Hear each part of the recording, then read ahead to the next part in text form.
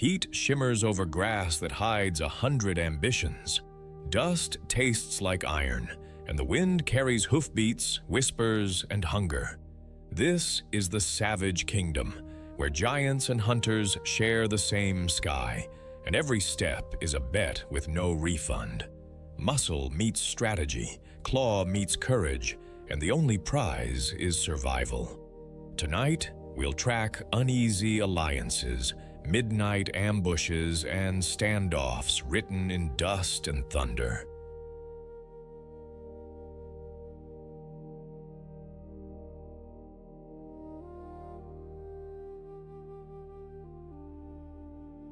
Tell us in the comments where you're watching from, and which warrior you're rooting for when the odds turn brutal. Picture a mosaic of sun-baked savannas, thorny scrub, floodplains, and rocky kopjes stitched to rivers where crocodiles wait. Elephant matriarchs hold memory like maps. Lion coalitions test kingdoms. Hyena clans audit every mistake.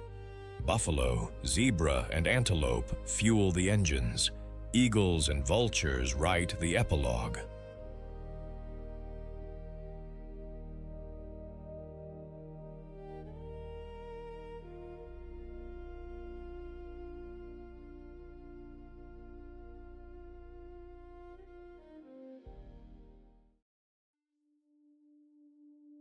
Noon hammers the savannah flat. Lions melt into shade, hyenas vanish into the grass, and the air trembles with heat. Then a black shadow moves like a continent on legs. The African elephant, calm on the outside, iron-willed within. In a kingdom ruled by hunger and thirst, this giant fights its wars without fangs of fear. Its battlefield is water, memory, and time. Meet the African elephant of the sun-scorched savannas and woodlands, the largest land mammal on Earth.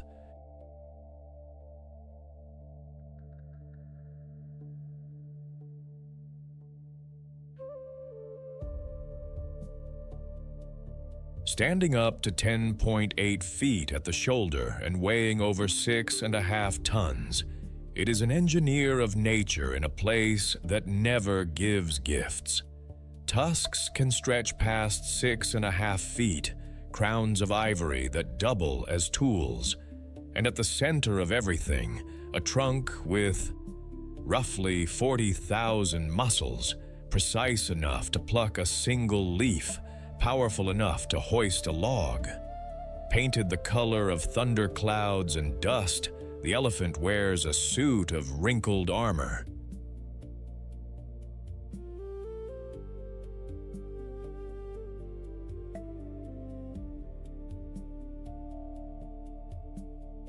Those wrinkles aren't just style. They trap water and mud, turning skin into a long-lasting cooling system and a shield against sun and parasites. Ears spread wide like sails, latticed with blood vessels that shed heat when the world becomes an oven. Each foot is a moon-sized cushion, fat pads and elastic tissue that spread weight, soften steps, and let a 6-ton animal move with the stealth of a rumor.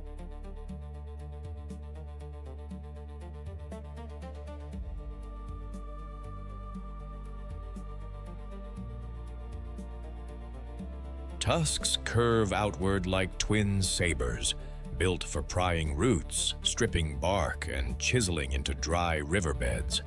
The trunk is a living multi-tool, a muscular rope tipped with 2 dexterous fingers that can sniff, touch, lift, and pour, switching from a surgeon's touch to a bulldozer's shove without missing a beat. A keen sense of smell. Reads the wind like a library. Rain coming, water underground. Who passed by last night?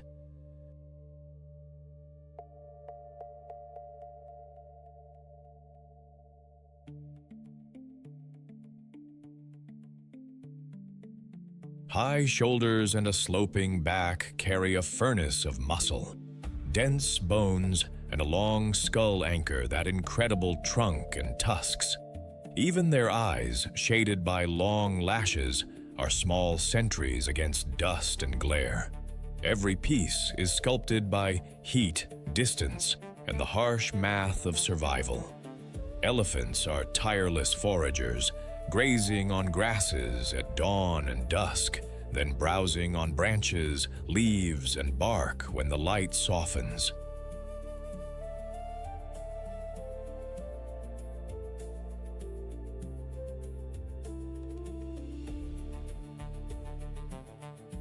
An adult can put away hundreds of pounds of vegetation a day, part lawnmower, part tree pruner, part excavator. Tusks take down saplings and tip deadwood. What looks like destruction is strategic landscaping. The trunk does the fine work, a twist for tender leaves, a pinch for thorns turned harmless, a blast of dust for sunscreen, a slurp of water that turns into a fountain. As heat peaks, they slow beneath shade or seek the nearest pan of mud. In the dry season, routine becomes pilgrimage.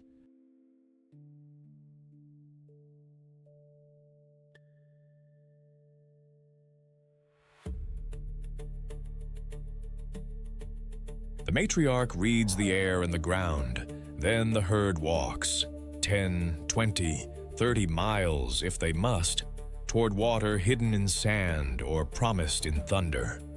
That nose can detect rainstorms far away and the whisper of moisture beneath cracked earth. At waterholes, their presence redraws the map. Hyenas step aside, lions calculate, everyone pays attention when the big feet arrive. Most days are orderly: feed, walk, drink, rest. But on this stage, calm is a strategy.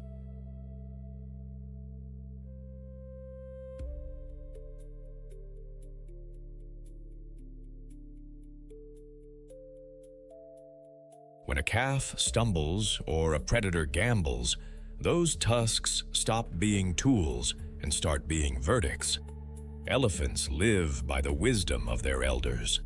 Family groups are led by a matriarch, an older female whose memory holds maps no satellite could store. Hidden springs, safe crossings, seasonal grasses. Daughters, sisters, and calves travel in a loose, breathing constellation around her.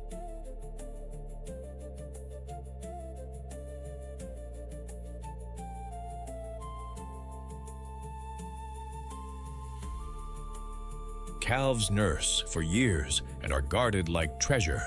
Ants babysit, teenagers practice discipline, and the whole herd forms a living wall when danger presses in.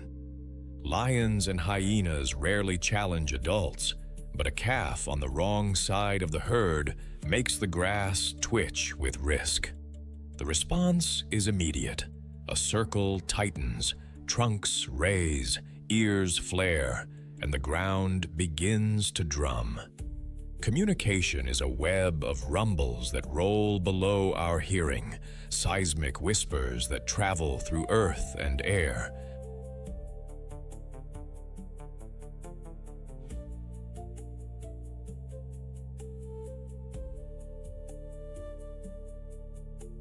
Greetings are ritual and tender, trunk to mouth, to temple, to tail.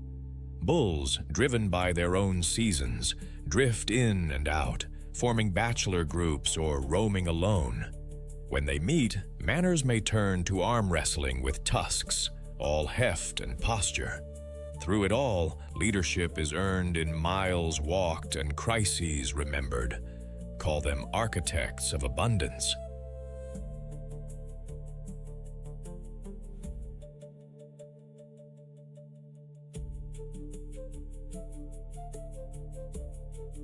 By felling trees and opening thickets, elephants let sunlight flood the ground, inviting a carpet of fresh grass that feeds antelope, zebra, and buffalo.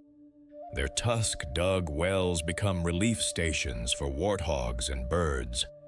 Seeds swallowed on one hillside are planted and fertilized miles away, stitching habitats together. Trails beaten by generations become highways for everything on four legs.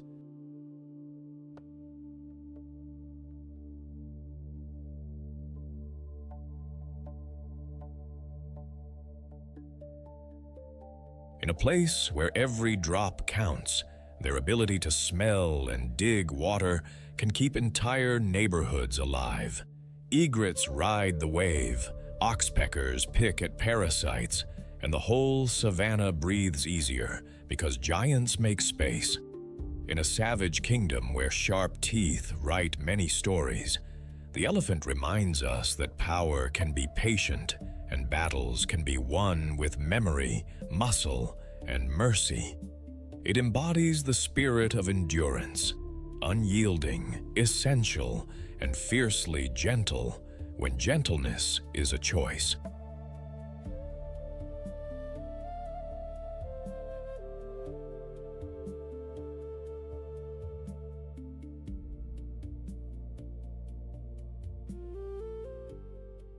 The ground doesn't just shake, it hums like a living drum. Dust lifts, horns tilt forward, and a gray tide flows across the Serengeti Mara. Where the grass rolls and rivers cut deep, the wildebeest answer an ancient order: move or die. Meet the blue wildebeest of East Africa's Serengeti Masai Mara ecosystem, the engine room of the Great Migration. Stocky shoulders, sloped backs, and bearded throats give them a rugged, slightly built-by-committee look.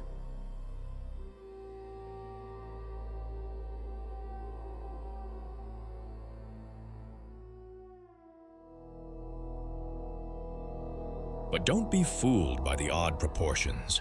This is endurance wrapped in hide. In columns that stretch to the horizon, they are survival made visible.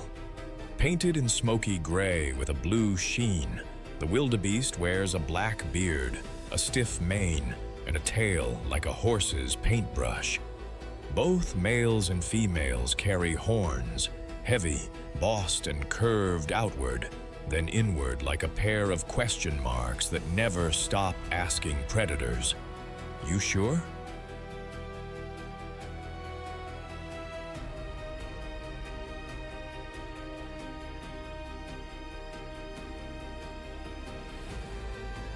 The shoulders sit high, the hindquarters slope low, giving them a forward-leaning profile, as if evolution tilted the whole body toward tomorrow. Long, sturdy legs end in hard, shock-absorbing hooves that chew up miles of rough ground. Under the hood, a four-chambered stomach tuned to graze short, fresh, green blades, exactly what appears after the first rains. Their noses red wind like a weather station, catching the scent of wet soil and lightning-split air.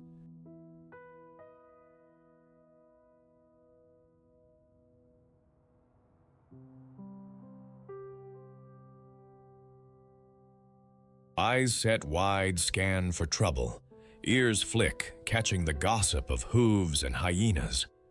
Not the fastest sprinters, but built for relentless travel and sudden dodges, they carry fuel for 500-mile arcs, where hesitation is expensive and momentum is everything. Wildebeest are grass specialists, following the rain front that sweeps the plains. Zebras often go first, trimming the tall stuff. Wildebeest roll in behind and mow the tender regrowth, nature's tag team lawn crew.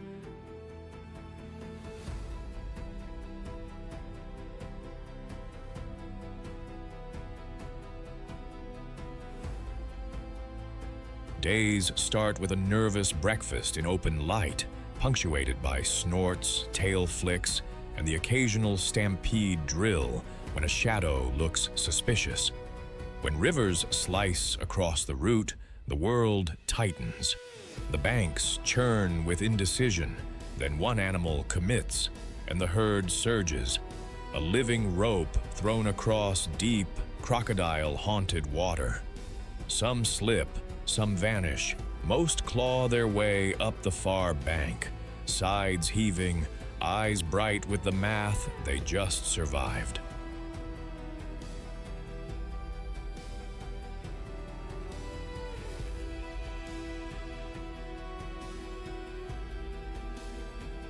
In the south, calving happens in a sudden, synchronized burst.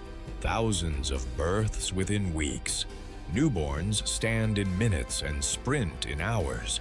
This is a nursery with no fences and too many teeth outside. Nights are a negotiation with lions and hyenas, so the herd rarely sleeps deeply, always ready to turn the ground into thunder again.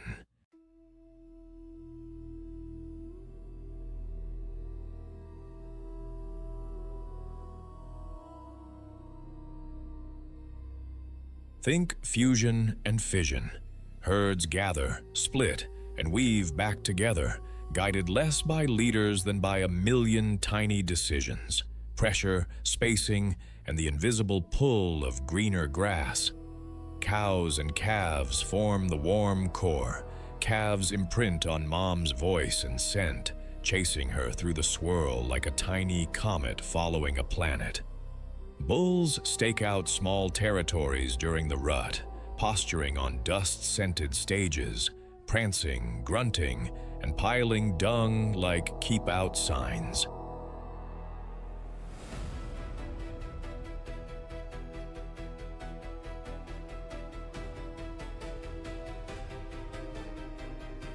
They joust horn to horn, most bouts quick and ritualized. Bachelor males trail the masses, waiting for openings. Across species, the partnership with zebra is practical and profound. Zebras eat high, wildebeest graze low. Zebras' keen eyes pair with wildebeest's numbers to multiply vigilance. Communication is a chorus, low gnu, calls, sharp snorts, the body language of tails, heads, and hooves all saying, move, bunch, run.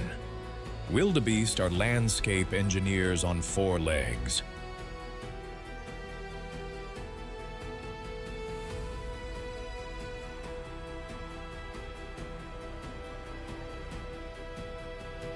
Their grazing patterns keep grasslands young and productive.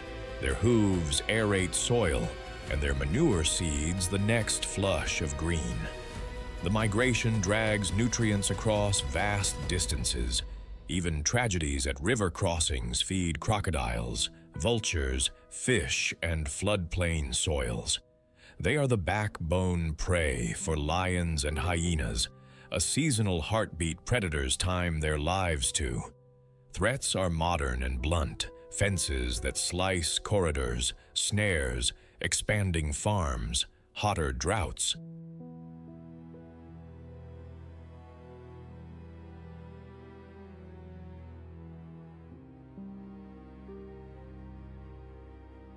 Yet in protected ranges like Serengeti Mara, the great herd still rolls, about 1.5 million strong, proof that given room, wild rhythms can still write their own map.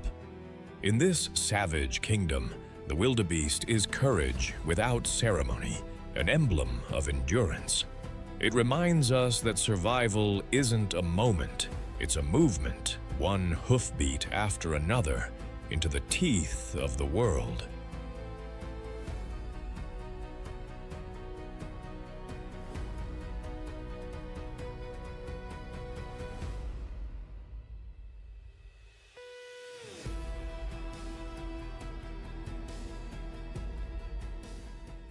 The grass shivers, then thunders. A sea of stripes rolls toward a river with teeth. In the Serengeti Mara, the zebra's heartbeat is migration, and every hoofbeat is a wager against hunger, lions, and crocodiles. This is survival painted in black and white, and nothing about it is simple. Meet the plains zebra of the Serengeti Mara ecosystem, the striped trailblazer of East Africa's greatest migration.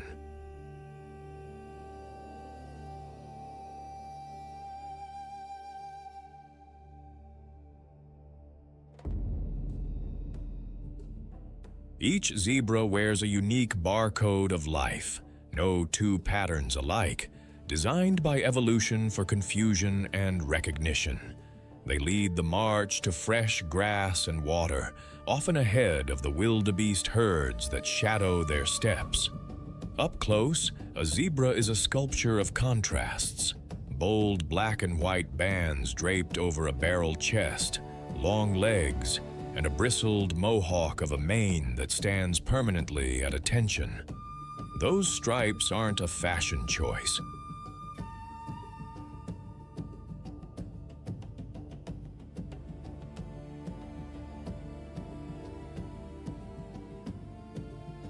They break up the animal's outline, turn a sprinting herd into a flickering maze, and help foil a predator's aim when the sprint begins. Some researchers think stripes also deter biting flies and may even aid heat control by setting up tiny air currents along the skin. Either way, the uniform doubles as a survival tool. A zebra's mouth is a heavy-duty mower. Sharp incisors crop tough stems. High-crowned molars grind through silica-laced grasses.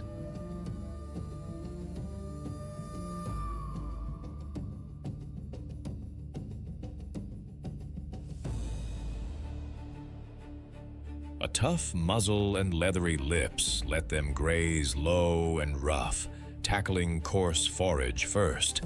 That's their niche, taller grass up front, tender shoots left behind for others. Legs are built for distance and quick turns, with shock-absorbing hooves that eat up kilometers. Large lungs and a big heart feed the engine. Wide-set eyes watch the margins even while chewing. The tail's black tuft is a fly swatter. The ears swivel like radar.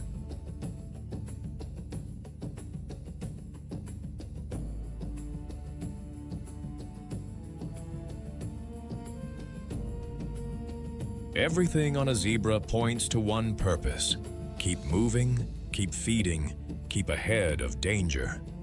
Zebras are daylight strategists, grazing at dawn and dusk, resting when the sun burns white hot, then resuming the slow drift toward rain-greened pastures.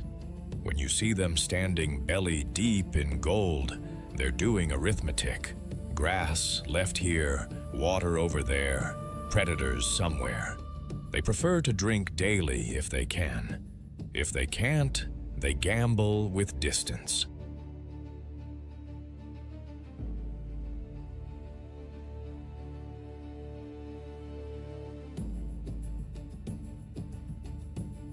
They're the pathfinders of the Great Migration, often stepping out first across plains and toward rivers.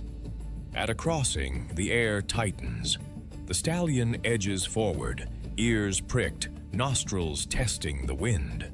Then the dam breaks. Zebras splash in, hooves hammering brown water, and somewhere beneath, ancient jaws wait. Not all make it. Most do, because speed meets numbers, and hesitation rarely survives in crocodile country. On land, danger comes in tawny and spotted.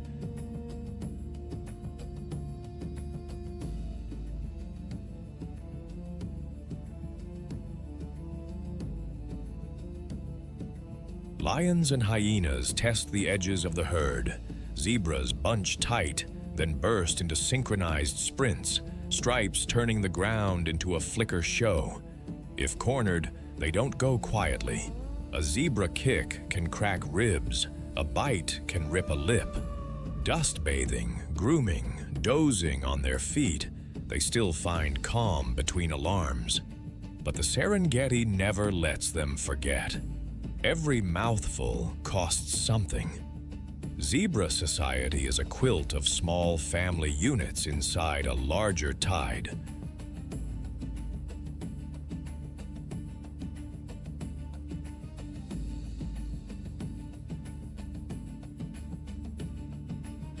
A typical harem holds one dominant stallion, several mares, and their foals. He often guards the rear on the move, the dangerous place. ears flat when trouble presses. The mares run the day-to-day, forming tight bonds cemented by grooming, muzzle nuzzles, and quiet contact that says we more than me. Foals arrive on wobbly legs and are standing within minutes.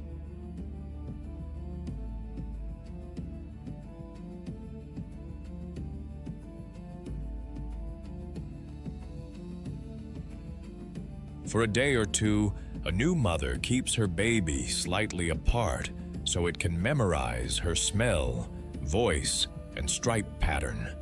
That's mom's signature in a crowded world. Young males drift into bachelor bands where sparring is practice for tomorrow's challenges. When harems merge with thousands of wildebeest, a mega herd forms. Zebras clip the tall grass and set the route. Wildebeest add a moving wall of ears and alarm calls.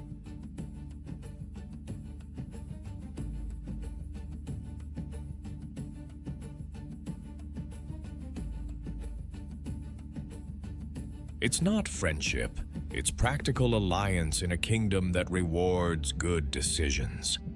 Zebras are the front-end mowers of the savannah. By trimming tall, coarse grasses, they trigger tender regrowth that fuels wildebeest, gazelles, and everything that follows. Their hooves churn soil, their dung ferries seeds and fertilizer across hundreds of miles. Predators count on them, scavengers depend on the aftermath.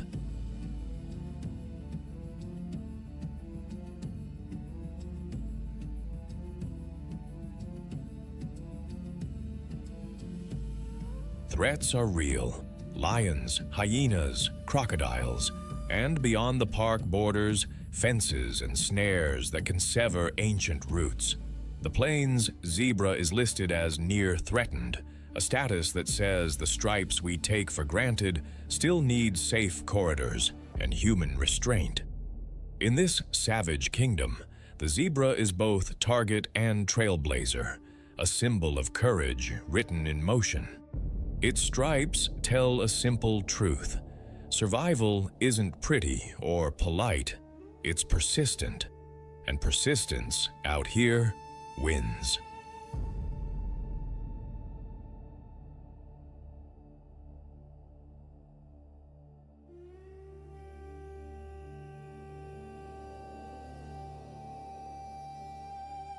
In the glare of salt and sun, the lagoon looks calm until the pink army begins to move. Knees bend backward, heads dip upside down, and the shallows churn like a cauldron. This is the flamingo's battleground, dazzling, alkaline, and unforgiving. Savage kingdom. Fight for survival, where elegance is simply armor painted pink. Meet the flamingo, master of the world's salty lakes and coastal lagoons.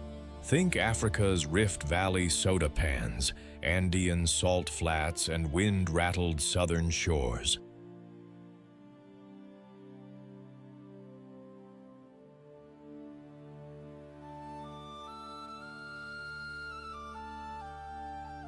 Tall as a child, with a wingspan brushing 5.5 feet, it can knife through the sky at 37 miles per hour. The beak gives away the secret, a living filter designed to upside-down sip life from poison water. Adorned in blush plumage that looks like sunrise caught in feathers, the flamingo is sculpted by extremes. Nearly 4 feet of leg and neck let it wade where predators hesitate and where brine cooks most things alive.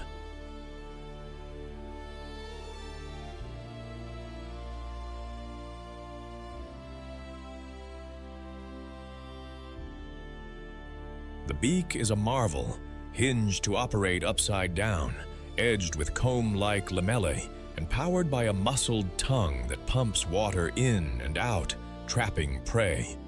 Webbed feet stir the bottom, a pink plow that lifts tiny morsels into the mouth's sieve. Wide shoulders carry big, crimson-edged wings built for distance and escape. At a glance, they're ballerinas, but up close you see athletes, all tendon and torque.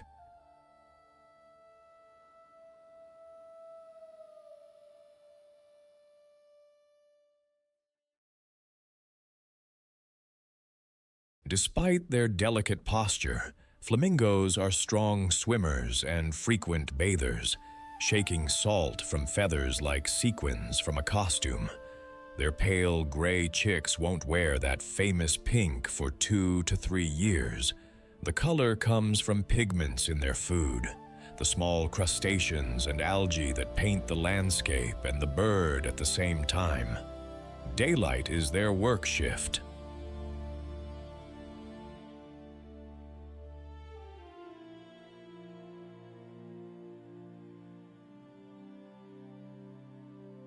Flamingos patrol the shallows in synchronized lines, sweeping those upside-down heads side to side, vacuuming life at the scale of grains and pinpricks.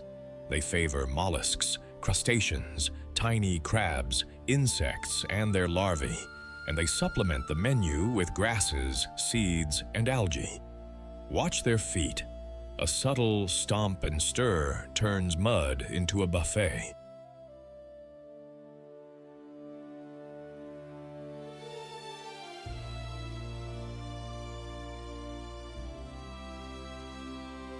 When water pulls back or turns toxic with heat, they simply rise, thousands at once, a rolling thunder of wings, and relocate, sometimes covering vast distances in a single night. Regular baths keep plumage clean and buoyant. Preening reseals the waterproofing because cold wind over alkaline water bites hard. In harsh seasons, the colonies split and reconverge, drawn to the last safe shallows like iron filings to a magnet. Social life here is spectacle and strategy.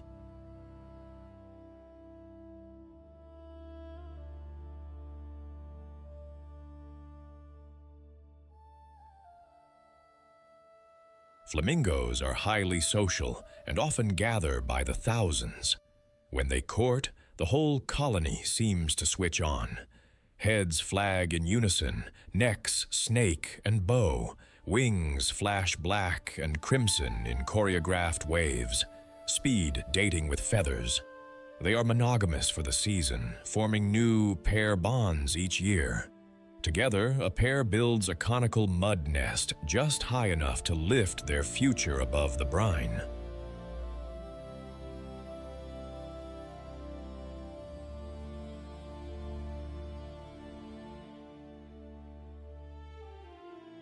Usually one egg, rarely two, arrives, and both parents share incubation for 27 to 30 days.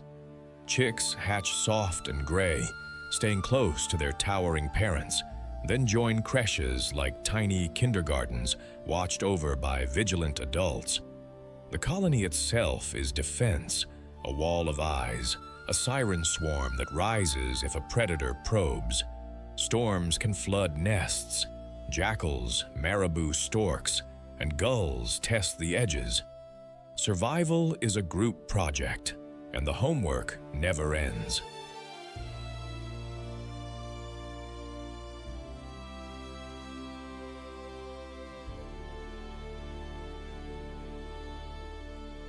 As architects of the shallows, flamingos keep ecosystems in tune.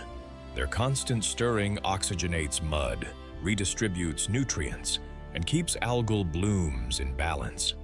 They convert microscopic abundance into mobile energy, food for big cats, birds of prey, and the opportunists that haunt colony fringes.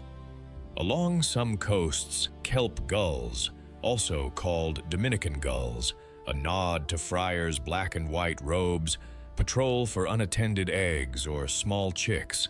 Their telltale red bill spot marks them out.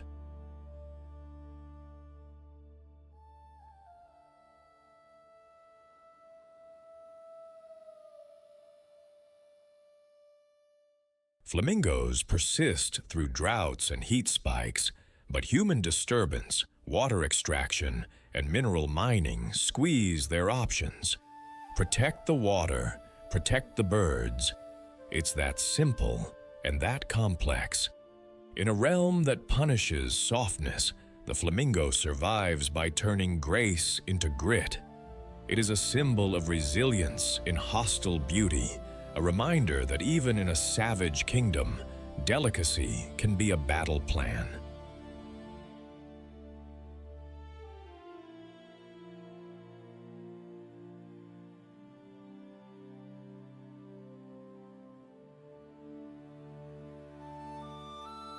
Hear that laughter that isn't laughter? In the dust-blown dark of the savannah, a spotted hyena clan rolls forward like a rumor with teeth, heads low, shoulders high, confidence multiplied by many. This is the savage kingdom, and their currency is endurance, numbers, and nerve. Meet the spotted hyena of Africa's grasslands and semi-arid plains, from thornbush flats to acacia-studded savannas.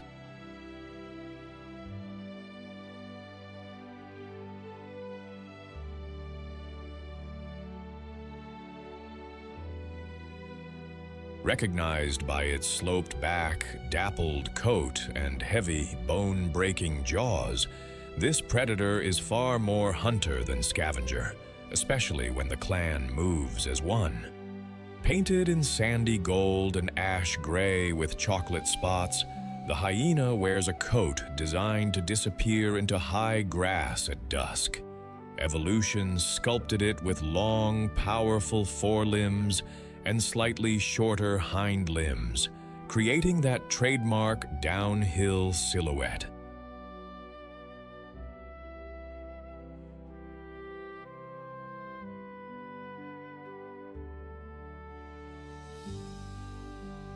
A thick neck, a ridge of coarse mane, and a blocky skull announce exactly what this animal is built to do: grab, hold, and crush.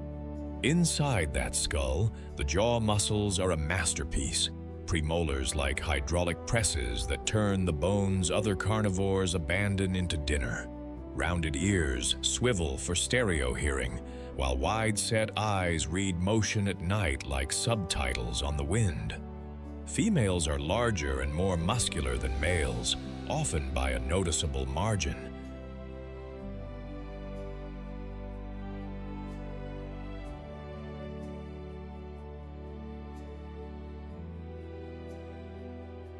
They carry an extraordinary adaptation, an elongated clitoris and fused labia that mimic male genitalia, a pseudo-penis that plays a role in their complex social world. Thick skin and dense limbs shrug off kicks and horn jabs from large prey. Paw pads are built for marathon work over rough ground. Add a stomach that can neutralize nasty pathogens, and you get a carnivore that wastes almost nothing and survives almost anywhere. Hyenas thrive in the in-between, dusk, night, and dawn.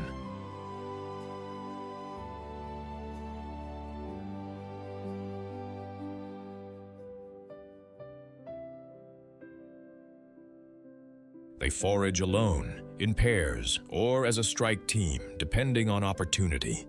Yes, they'll scavenge, but their favorite strategy is a relentless, long-distance run that pushes big prey, wildebeest, zebra, hartebeest, toward exhaustion.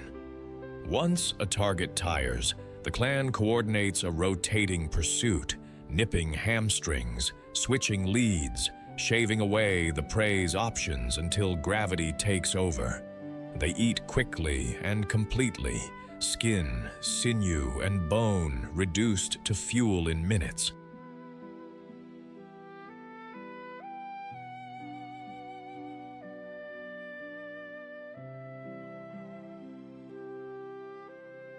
If a rival pride of lions has a kill, the hyenas run a cost-benefit analysis on the fly.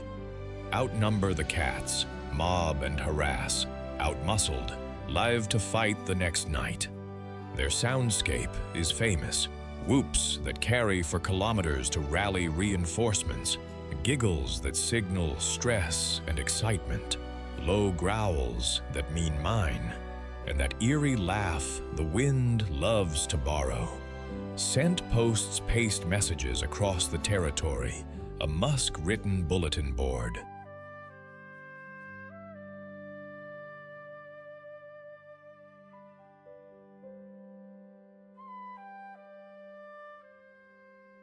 Back at the communal den, a surprising fact. Cubs arrive with eyes open and teeth already through. In the tightest litters, competition can turn savage, sibling rivalry that in harsh times can be fatal. In this kingdom, even the nursery runs on hard math. Spotted hyenas live in Physian fusion clans that can top 80 members where prey is plentiful. The system is unapologetically matriarchal.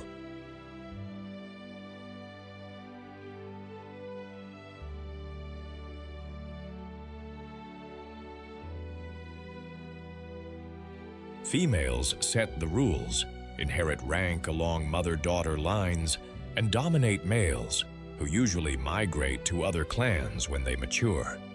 At the top is the alpha female, bigger, meaner when needed, and the final word on who eats first and who backs off. Hyena etiquette is complex.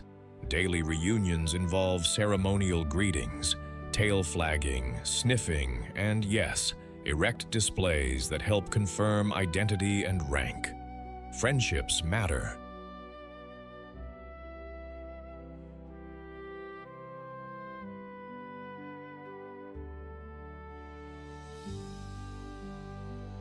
High-ranking females form coalitions, and memory here is long. Allies today may save your cub tomorrow. The communal den is neutral ground where mothers park youngsters while they forage. Aunties babysit, but milk is mostly a one-mother contract. Communication is non-stop, vocal, visual, and chemical, a social web as sophisticated as many primates.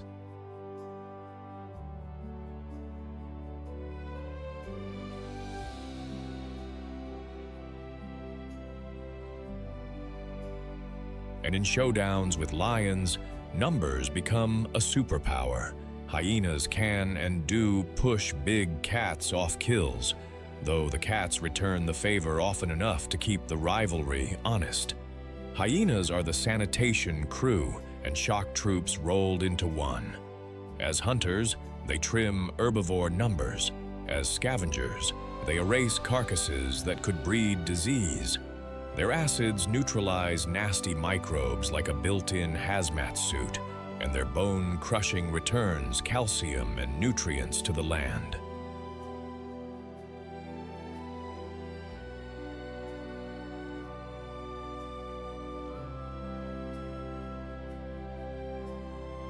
Competition with lions and wild dogs shapes behavior on all sides, keeping the predator guild sharp. Though listed as least concern, they face snares, poisoning, and persecution near livestock. Where corridors stay open and conflict is managed, hyena empires endure. Misread as villains, spotted hyenas are really the blunt truth of survival made flesh, efficient, social, and tireless. In the savage kingdom, they embody the spirit of adaptation, unglamorous, unyielding, and absolutely essential.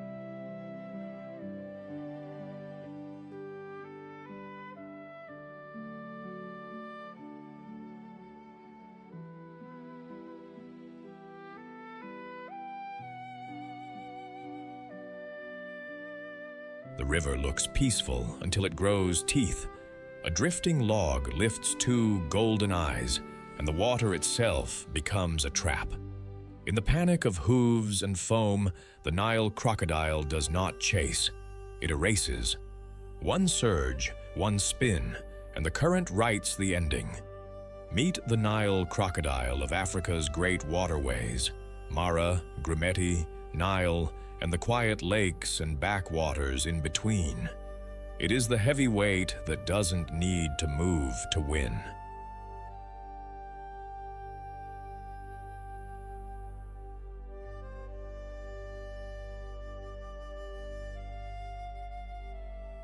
At over 16 feet and up to 1,500 pounds, it is a living ambush, a prehistoric machine tuned to stillness. Its signature move? A bite that clamps like a car crusher and a death roll that turns resistance into surrender. Painted by muddy sun and shadow, the Nile crocodile wears armor you can hear when a tail hits the bank, rows of bony scutes, each a shield fused into skin.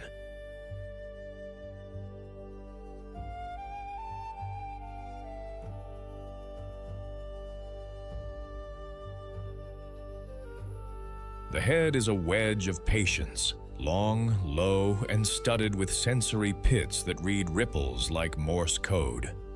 60-plus conical teeth don't shear, they grip, perfect for locking onto anything from fish to a zebra's flank. The tail is a double-barreled engine, laterally flattened, all coiled muscle for that instant, explosive launch. Nostrils, eyes, and ears ride high on the skull, a periscope suite allowing the body to vanish while the senses stay online.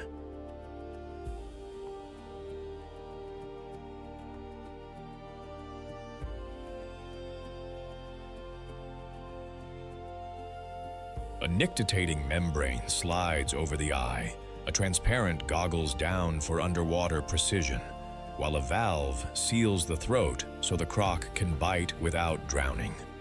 Color is camouflage: olive, bronze, and riverbed black, patterned to disappear in tannin-stained water. As an ectotherm, it basks to bank heat, then opens its mouth to vent. Gaping is not a threat display, it's a radiator.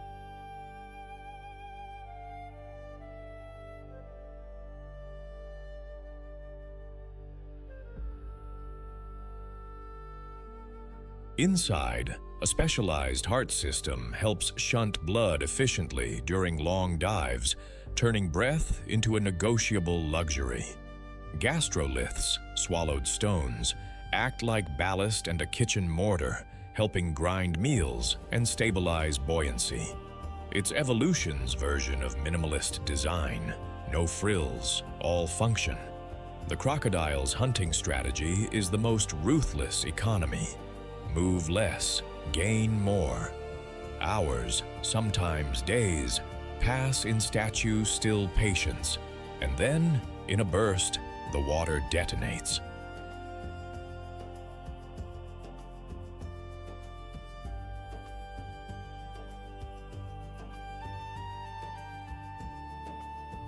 The bite lands, the victim is dragged into depth.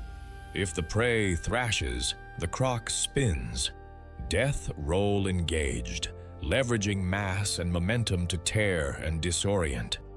During the great crossings, when wildebeest and zebra flood the rivers, crocodiles station at choke points like sentries of panic. They don't need many strikes each season. One successful ambush can fuel weeks. Outside the migration, fish, birds, antelope that wander too close, even an unwary wild dog or lion cub can be taken.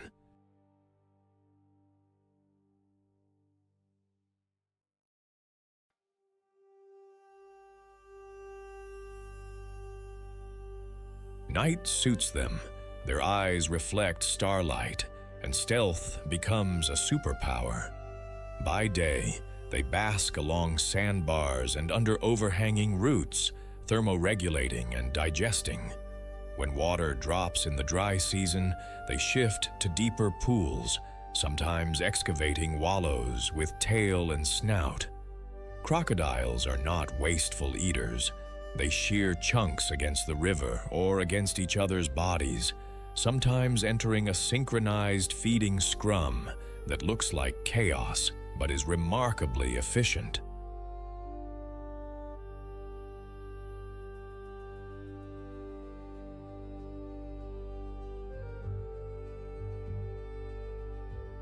Patience is their currency. Timing is their profit. Despite the solitary myth, Nile crocodiles run on rules. Where food concentrates, so do crocs, and with crowds come hierarchies. Big males claim prime basking spots and first access to carcasses. Size and scars decide the seating chart. Communication is low frequency and low drama. Bellows that vibrate water, head slaps that send ripples like warning letters.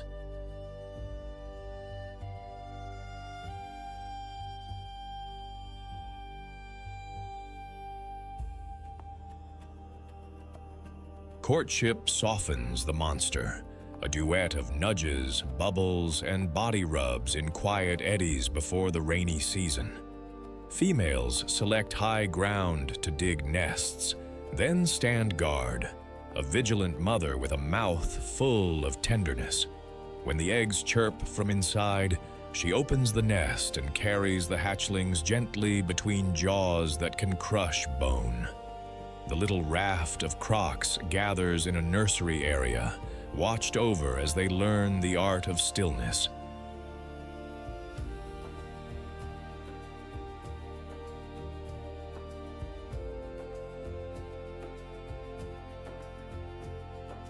Sex is written in temperature. Warmer nests tilt male, cooler tilt female, a delicate equation vulnerable to changing climate. And though they tolerate neighbors, trespassers learn quickly. In this river, real estate is enforced with ancient authority. Nile crocodiles are apex predators and sanitation crews in one armored package. They cull the weak, trim the reckless, and clean the floodplains of carrion, preventing disease from spreading.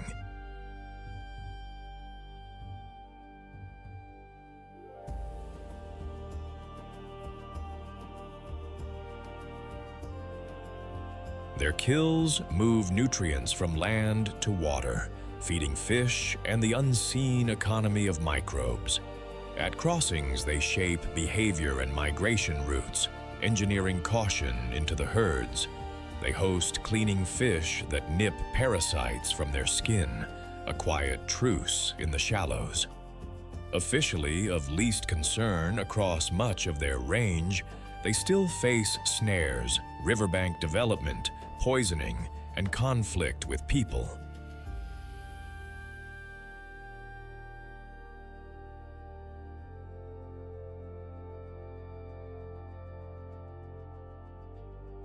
Protecting wetlands and keeping crossings wild protects the croc and the system it keeps honest. The Nile crocodile is patience weaponized, a symbol of time's cold advantage in a savage kingdom. It reminds us that survival isn't always a chase. Sometimes it's a stillness that waits and wins.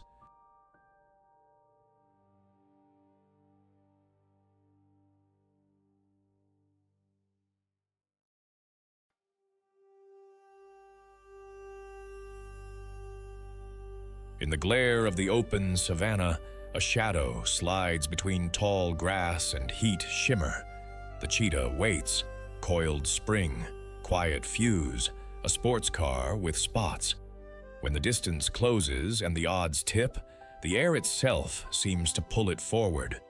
Meet the cheetah, the fastest land animal on Earth, carved by pressure and pared down by necessity. From East Africa's golden plains to Southern Africa's thorn scrub, it hunts in daylight, trusting speed where others trust strength.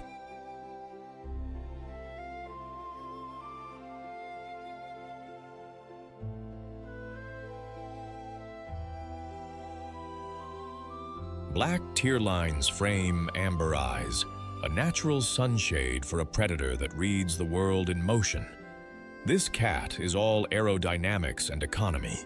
A slender body, waist narrow as a bow grip, is adorned with small black spots that break its outline in grass.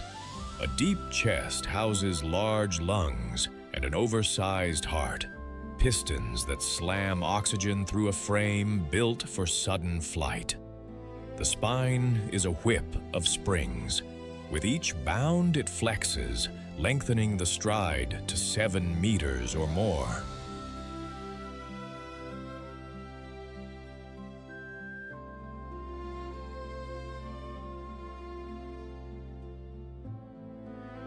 Long legs end in semi-retractable claws, more like track spikes than daggers, gripping dirt for explosive acceleration. Enlarged nasal passages gulp air. A lightweight skull with powerful jaw muscles holds on when it matters. The tail works like a rudder, flicking left or right to counter a gazelle's last-second feint. 0 to 60 miles per hour in a handful of heartbeats isn't a boast here. It's a survival strategy.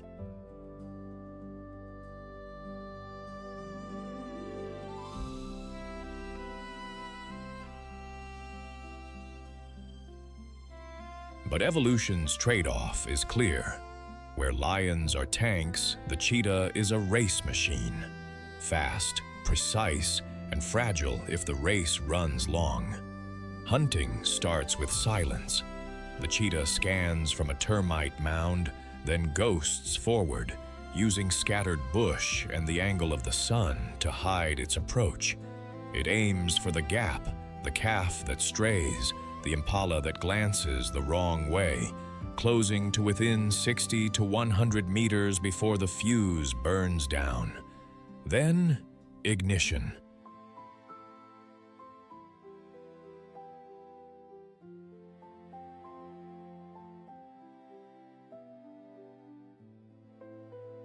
A blur of limbs, a double air step in each stride, claws biting dust. The sprint lasts seconds, not minutes. By 20 seconds, the engine runs hot. A hooked dew claw flicks at ankles to trip. A throat clamp ends the struggle. Victory is loud breathing, fast scanning, and eating now. Kleptoparasites have heard the news before the cat has swallowed. Hyenas, lions, even vultures spiraling like sirens.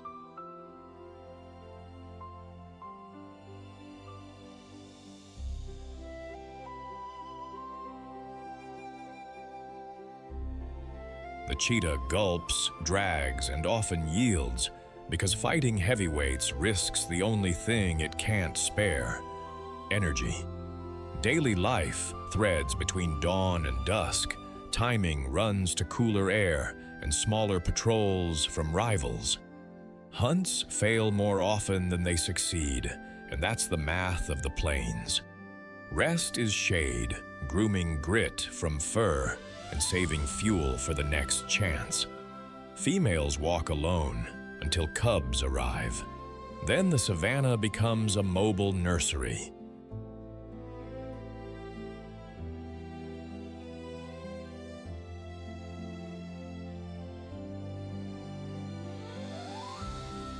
She stashes newborns in woven grass layers, shifts them every few days, and cycles through a stealth routine that would impress a spy. High cub mortality is the rule. Lions, hyenas, jackals, even eagles search the same ground. At around 6 weeks, tiny shadows start following her, learning by imitation. She will stage lessons with slowed prey, letting cubs practice the sprint without the fatal bite, a teacher with no chalk and a brutal syllabus. Males play a different game.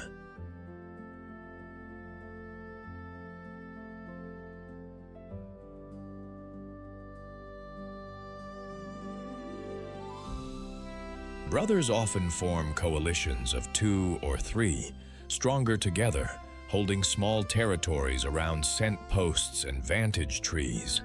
They share kills, patrol boundaries, and act like a lightweight strike team in a land of heavy armor.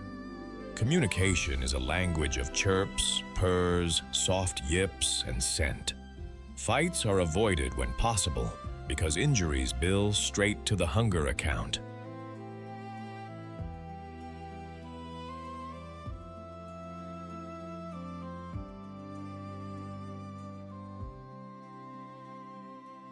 Cheetahs are specialists that keep fast-breeding herbivores honest, culling the unwary and shaping the behavior of herds.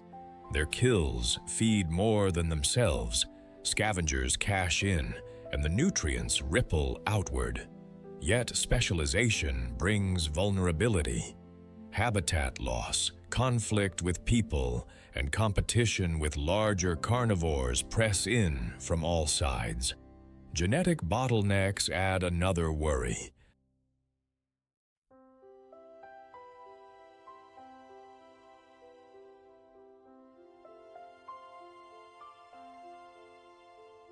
The species is listed as vulnerable, with strongholds in parts of Namibia, Botswana, and East Africa, and a race against time to keep corridors open. Conservation here is strategy. Space, prey, and a bit of peace so the fastest cat can just be a cat. In this savage kingdom, the cheetah is both blade and bruise, speed incarnate, and proof that mastery can be delicate. It embodies the spirit of the fight for survival, win in seconds, or pay in hunger.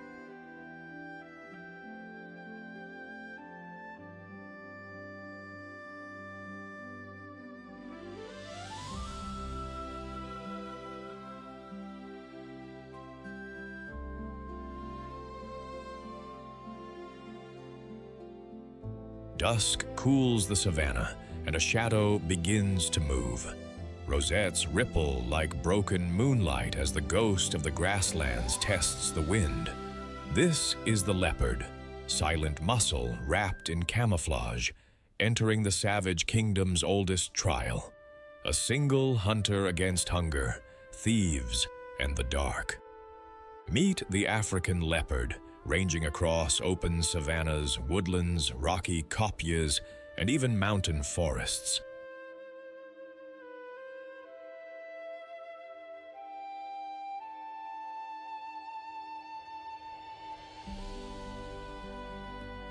Compact yet powerful, an adult here often weighs around 130 pounds, a perfect balance of strength and agility. Where lions rule by noise and numbers, the leopard rules by silence. It survives not by being seen, but by making sure it isn't. Painted by nature in rose-shaped spots, the leopard wears a coat that breaks its outline into light and shadow, a living patchwork that disappears under acacia dapple and on granite ledges.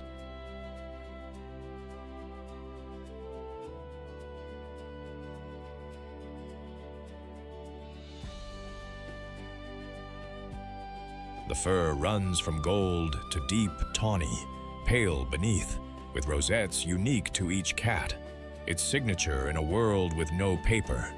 A long, counterbalancing tail writes curves through branches. Wide paws ride on thick pads that mute footsteps to whispers.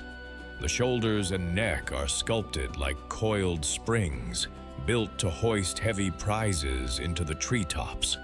Retractable claws stay razor-ready, while a hooked dew claw works like a climbing carabiner on rough bark.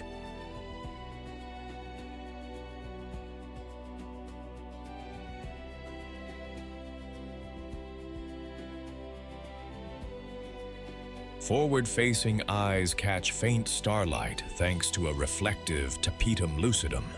The ears swivel like satellite dishes, locking onto hoofbeats in grass you'd swear was empty. Whiskers map the world in darkness, feeling the width of a gap before the body commits. Every line of this cat, low profile, flexible spine, compressed power, exists to vanish, to stalk, and to explode. The leopard's day is mostly night. It hunts by patience, letting the world make the first mistake.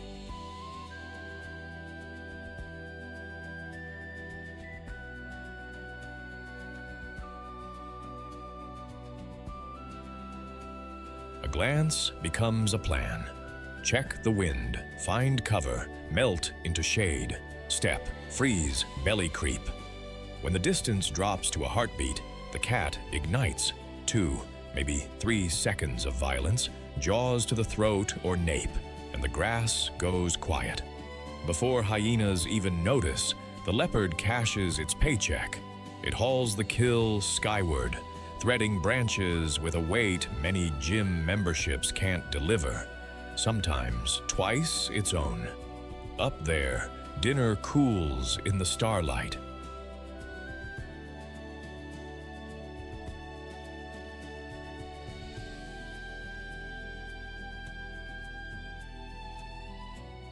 The menu is long.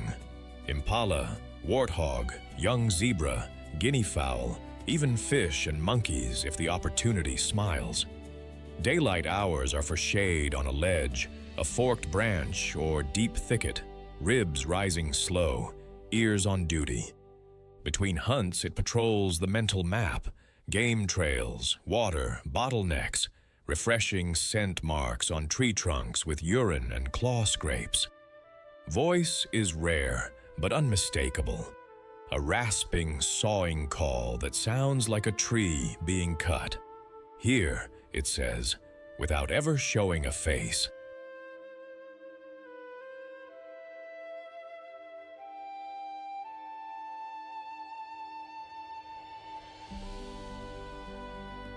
Leopards are introverts with excellent boundaries.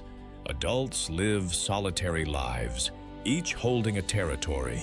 Males typically overlap several females' ranges, but they avoid each other like professionals who know how bad office drama can get. Meetings are brief and purposeful. During mating, a few intense days of courtship and truce. Then it's back to quiet. Females den their cubs in caves, hollow logs, or thorn tangles, moving them often to dodge lions, hyenas, and wandering males.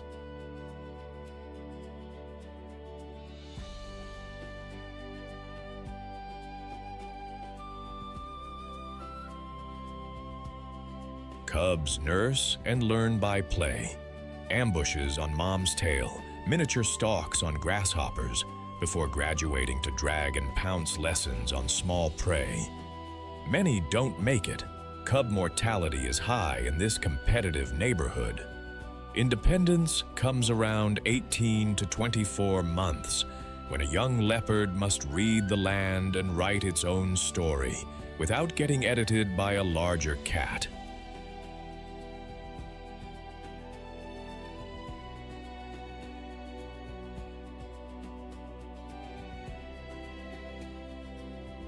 Communication remains subtle.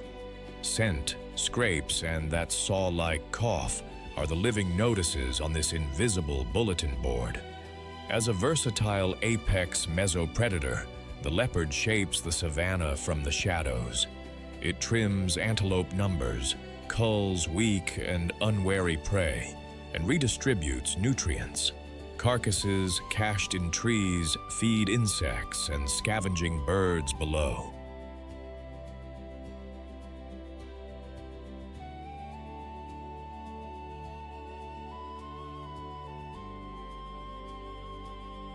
By climbing while lions and hyenas mostly dominate the ground, it carves its own lane, reducing direct conflict and keeping the food web balanced.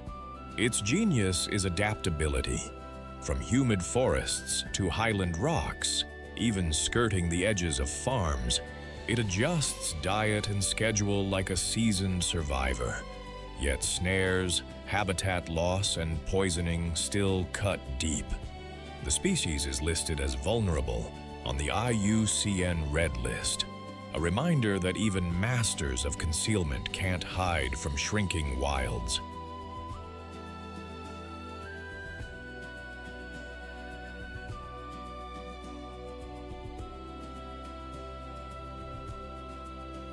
The leopard is the savage kingdom's quiet thesis, power that doesn't brag, courage that doesn't crowd. It embodies the spirit of survival, brutal in the moment that decides everything, invisible until that moment arrives.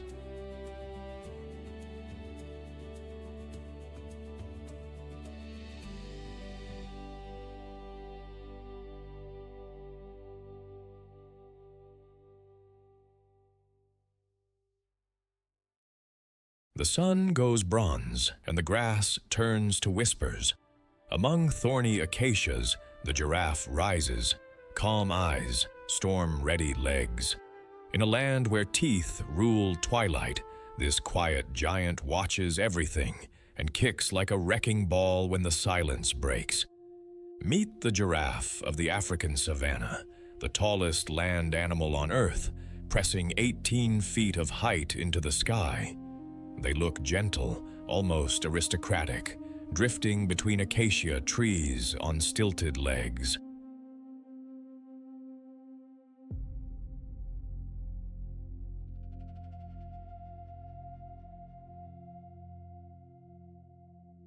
But this is the savage kingdom.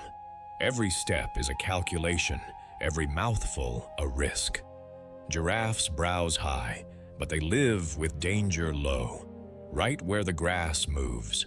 Painted by nature in a mosaic of caramel patches edged in cream, each giraffe wears a coat as unique as a fingerprint.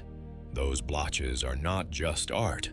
Beneath them, a web of vessels helps shed heat like living air vents.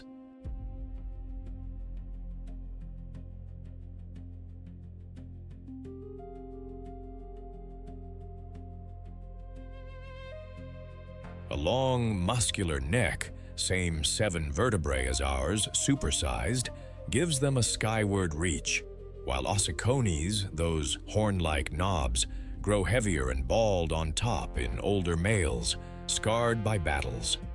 The tongue is an 18-inch inky blue ribbon, tough as leather and nimble as a hand, designed to weave through thorns and pluck the newest, most nutritious leaves.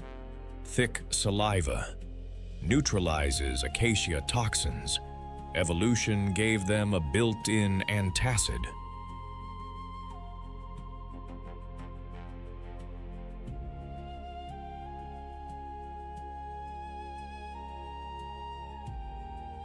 Legs are skyscraper pillars ending in half-moon hooves.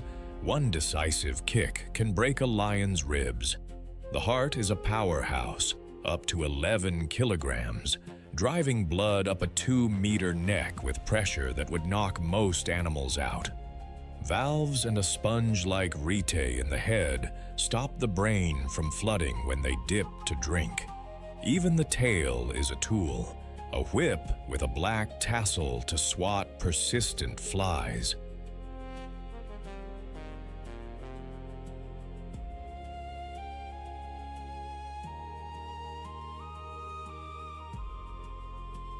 Every inch of the giraffe is engineered to browse where others can't and to survive where others don't. Giraffes live on the rhythm of light. Mornings and late afternoons are for feeding. The heat of midday is for shade and rumination, jaws rolling in slow, thoughtful circles.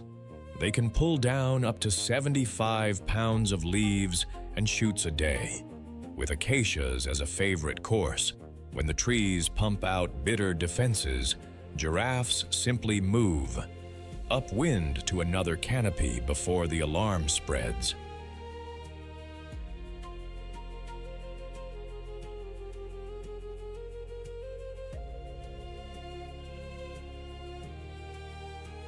Drinking is the dangerous part.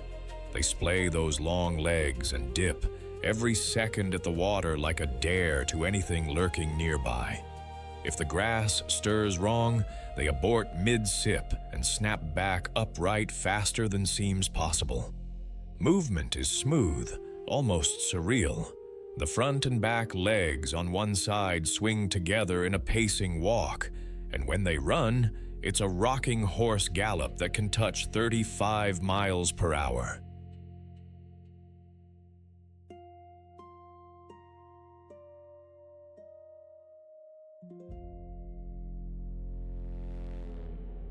Males neck to settle status, swinging heads like medieval flails. It's not drama, it's governance.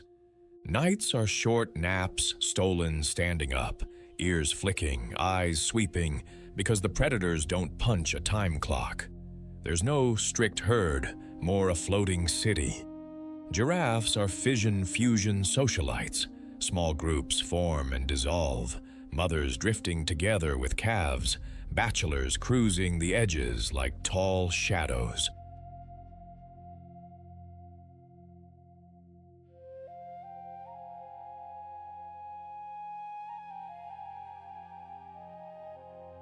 Females lead quietly.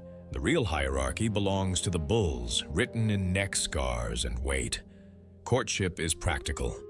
A male samples a female's urine. Yes, really, to test if she's ready. If she is, he follows with patient persistence.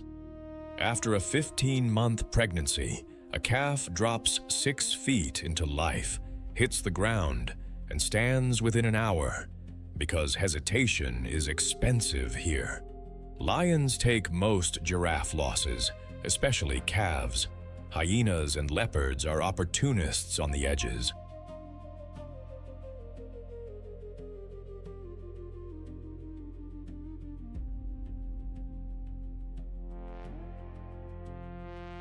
Mothers are vigilant, parking calves in hiding while they feed, returning often for nursing and grooming. Oxpeckers hitch rides, picking ticks and sounding alarms, a small partnership in a land of uneasy treaties. Giraffes prune the skyline. By browsing high, they sculpt acacias into umbrella crowns, letting light reach the ground and inviting grasses, flowers, and insects to flourish. Seeds hitch rides through their gut and drop with fertilizer where new groves can rise.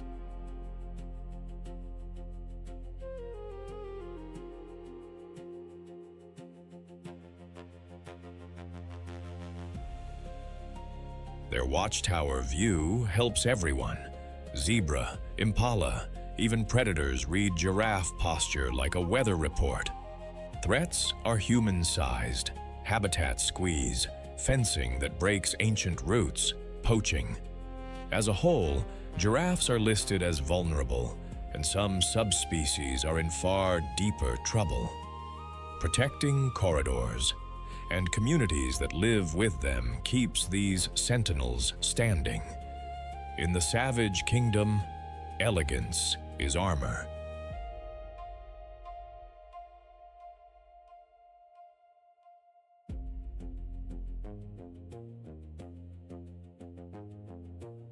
The giraffe embodies quiet resilience, grace held steady against the teeth of dusk, a reminder that survival can be both beautiful and unbreakably tough.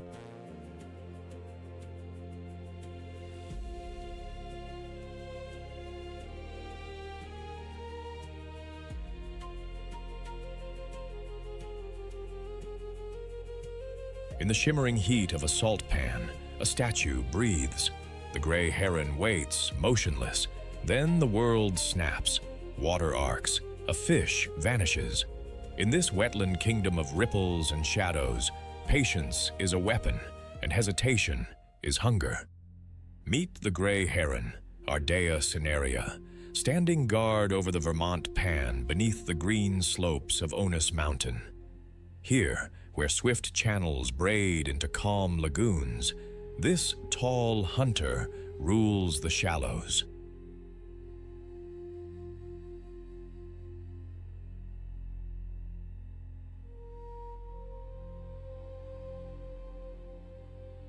It can stand as high as 39 inches and fly close to 40 miles per hour, but it prefers to let the water come to it, then strike with surgical speed. Painted in slate gray and soft ash, edged with a black brow that sweeps into a delicate crest, the gray heron looks like a minimalist sculpture designed for stealth.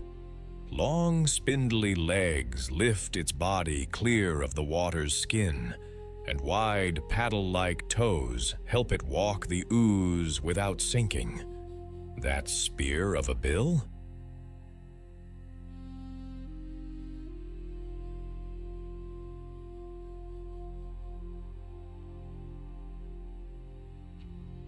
It's not just sharp, it's engineered. a rigid lance driven by a neck coiled like a spring. The heron's S-shaped neck hides a marvel of bone architecture, specialized vertebrae that lock and release, unleashing a strike so fast it feels unfair. Broad wings unfurl with calm authority, built for energy-efficient flight between lagoon and roost.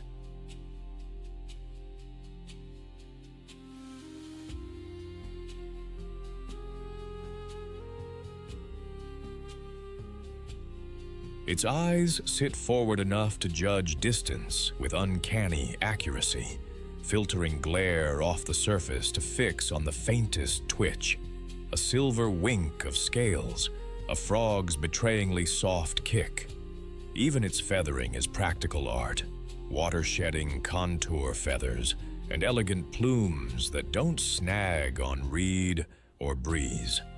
Everything about the heron is restraint, design, and the cold precision of a tool meant to feed.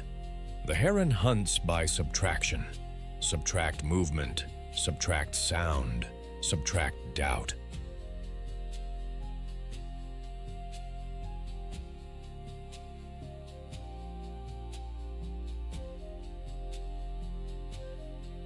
It stands, statuesque, then slides 1 foot forward, disturbs nothing, and waits for the water to deliver a mistake. Fish are the main prize, but this is a ruthless generalist.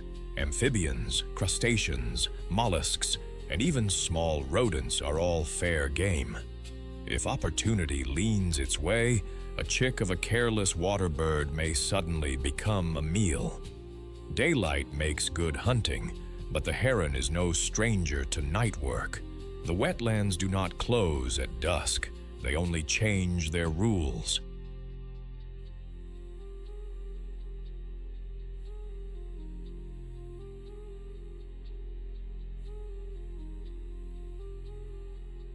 Around this 42-acre pan, currents can flip from swift to slow, channels tighten into mirrors, and the heron shifts tactics with the tides. In spring and early summer, when the air seems feathered with life, 40 species in an hour if you're counting, the heron navigates a living crowd. Red-knobbed coots grazing algae, great crested grebes vanishing like torpedoes, black-winged stilts unrolling those red pin legs.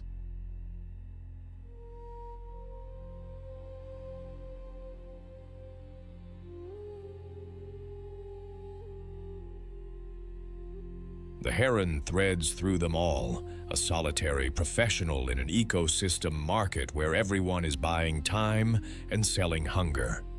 Hunting is a solo art, but life is not. Gray herons often live in quite large colonies, noisy neighborhoods called heronries. They return to the same sites year after year, a loyalty that redraws the map of the sky each season. Courtship begins with the male calling, rasping, insistent, then offering sticks like gifts that could build a future.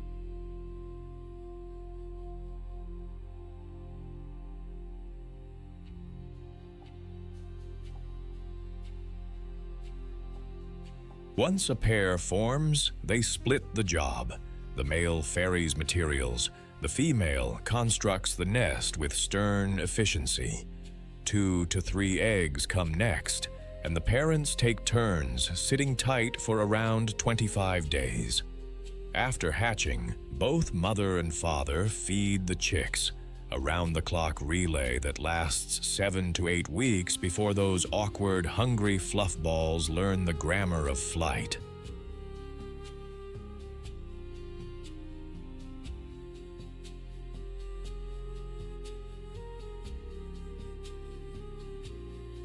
Colonies bring safety in numbers and the usual drama, squabbles over a good branch, alarm calls rippling like wind through canopies. But in a landscape that can dry, flood, or empty overnight with migration, neighbors are a survival strategy. The gray heron is a regulator, a living check on fish and amphibian populations, trimming the edges of abundance so the system doesn't tip.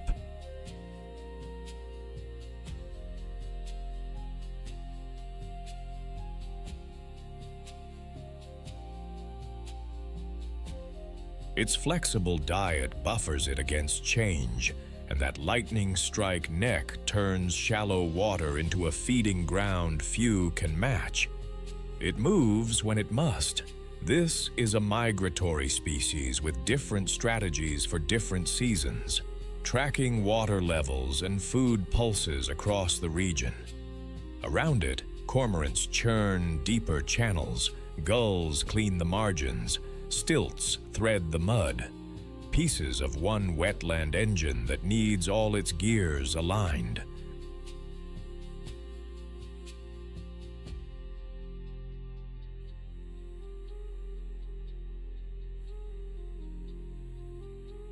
In this savage kingdom, the gray heron is patience sharpened into power, a reminder that survival favors the still, the focused, the precise. It embodies the spirit of the wetlands, quiet on the surface, relentless underneath.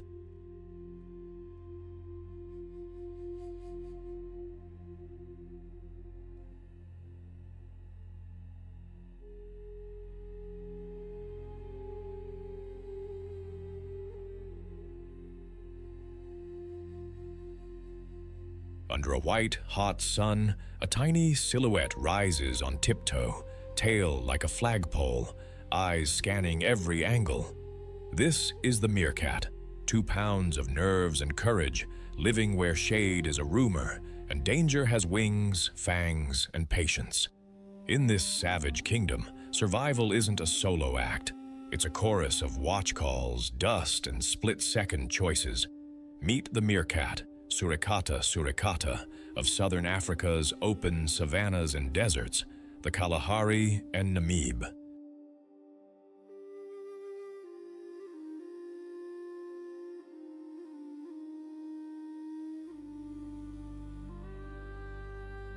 Each adult weighs just over 2 pounds, but together they move like a single organism. In colonies of up to 40, individuals rotate as sentinels, standing erect, swiveling their heads to read a horizon that never blinks. One sharp alarm cry, and the whole group vanishes as if the earth itself inhaled, straight into a fortress of burrows laced with multiple entrances and long, safe tunnels.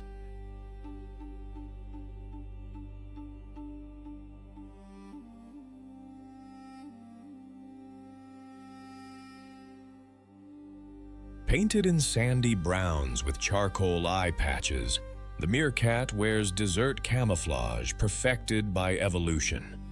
Those dark patches aren't fashion, they reduce glare, turning harsh noon light into something a hunter can study.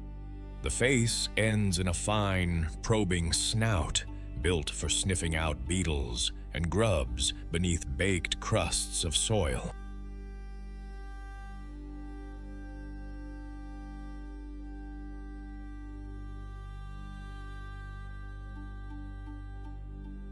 Along the back, faint stripes break up the body's outline, while the long, slender tail acts like a balancing rod and a little punctuation mark that says, "Yes, I'm alert." Their forelimbs carry serious hardware, curved digging claws like miniature sickles, capable of sculpting tunnels in minutes or flipping stones with the casual confidence of a locksmith.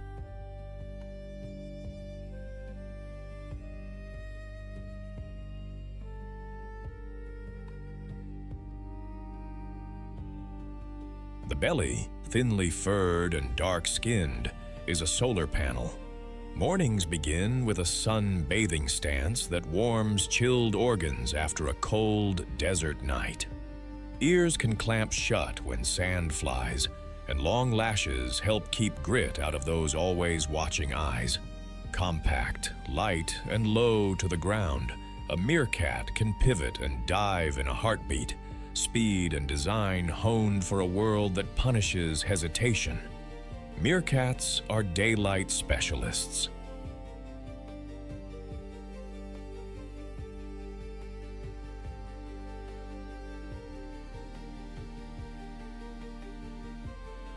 After the dawn warm-up, everyone doing the coffee pose, bellies to the sun, they fan out to forage.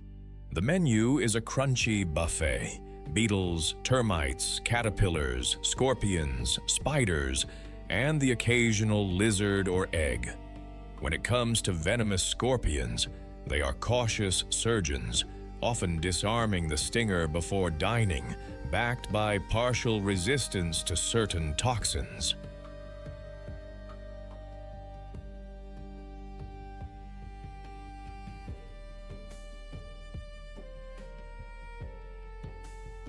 One animal climbs a mound to take sentry duty, scanning for aerial assassins like buzzards and martial eagles, or ground threats like jackals and snakes. A soft, rhythmic watchman's song tells the foraging crew it's safe. The soundtrack flips to sharp barks and trills the moment danger appears. And then, whoosh, fortress mode. Whole mobs mob too.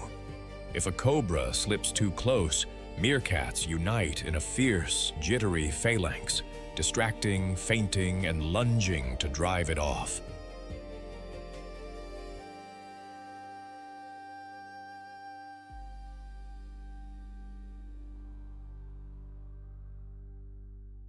They groom to cement bonds, dust bathe to evict parasites, and keep moving. In a landscape that offers no pantry and no promises, every day is a fresh roll of the dice. A meerkat colony, often called a mob or gang, is a masterclass in cooperative living. Typically, a dominant breeding pair leads, and the rest help raise the young, babysitting at the burrow, carrying pups, and even feeding them with hunted prey.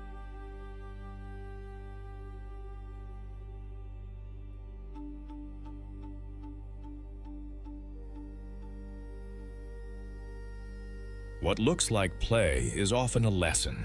Adults teach by stages, giving pups easier, then progressively trickier prey, including defanged scorpions to practice on.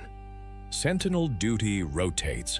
No one stays at the top forever, and calls keep everyone threaded together across the grass. Communication is a full language.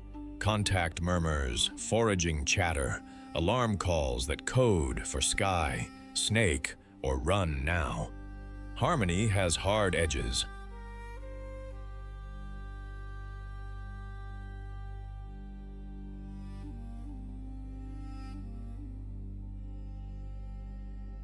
Rival mobs clash in roaring, tail-flagging scrums, and subordinates may be evicted in lean times.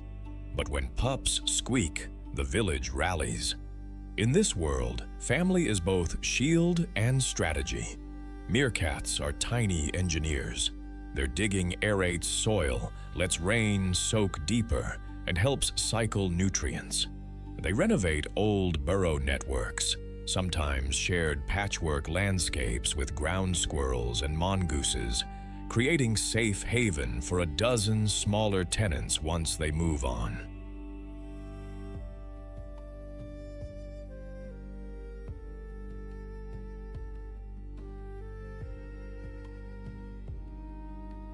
They thin out insects and even dangerous scorpions, subtly steering the food web, while serving as prey for eagles, snakes, and jackals. Evolution arms them with keen vision, lightning reflexes, and group tactics that turn small bodies into a big problem for predators. Listed as least concern, they still face threats from drought, habitat pressure, and the casual dangers of living in open terrain where everything sharp has an appetite.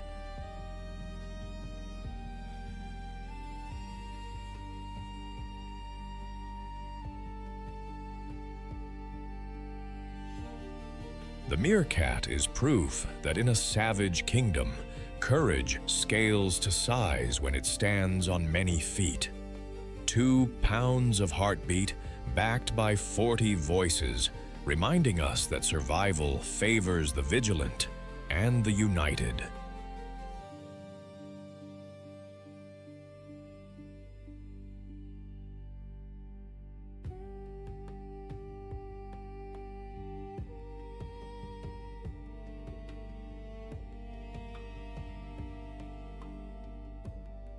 At the river's edge, the water breathes, and then it opens into a pink cavern of teeth. One yawn from a hippo isn't a stretch, it's a warning sign lit in neon. Calm as a boulder until the fuse burns short, the hippopotamus turns quiet water into a battleground in one heartbeat. In this savage kingdom, the stillest surface hides the fiercest fight for survival. This is the common hippopotamus of Africa's riverbanks and floodplain lagoons, where heat presses down and life hugs the water.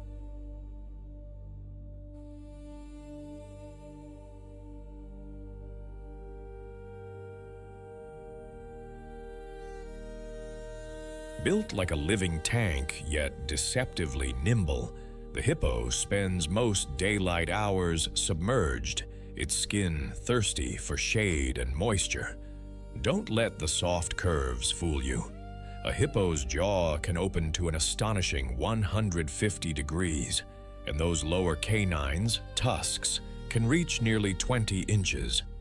Painted in slate gray with a blush of brown, the hippo is sculpted by water and sun.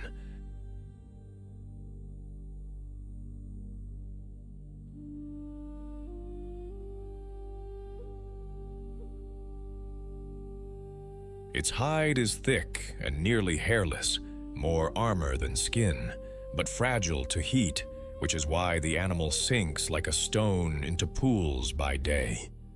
Nature gave it periscope eyes, ears, and nostrils set high on the skull, so the rest of the head can stay underwater while the world is still monitored. Those nostrils close tight like tiny submarine hatches. Ears flick water away. Eyelids shield soft tissue from grit.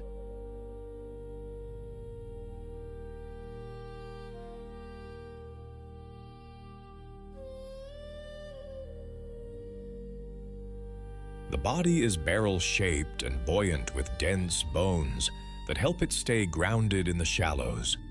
Short legs end in splayed, semi-webbed toes for grip in mud and surprising speed on firm ground. The mouth is a masterpiece of intimidation, a hinge that can swing open wider than your steering wheel turns, revealing chiseling incisors and scimitar canines that sharpen themselves with every bite. Bite force? Almost 3 times that of a lion.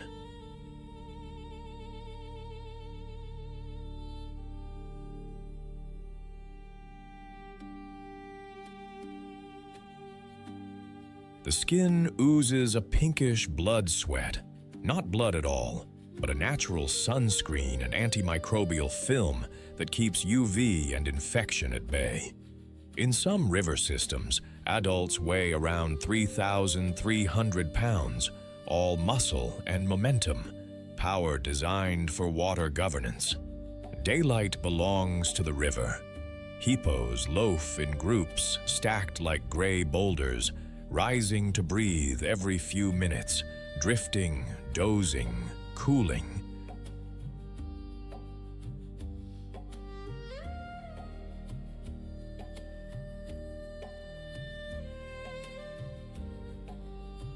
Bulls posture with theatrical yawns and jaw jacks, turning placid pools into boardrooms with bad tempers. Dung spraying, tail whirring like a helicopter, is their scented graffiti, painted on reed beds and banks to draw territorial borders. As heat loosens, the script flips. Dusk ushers in a pilgrimage. Hippos heave their bulk onto land and follow ancient hippo highways, narrow paths carved through grass and scrub.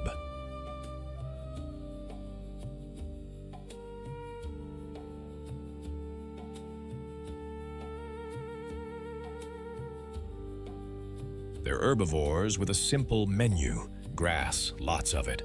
But they're marathon grazers, walking miles at night, heads down, engines purring.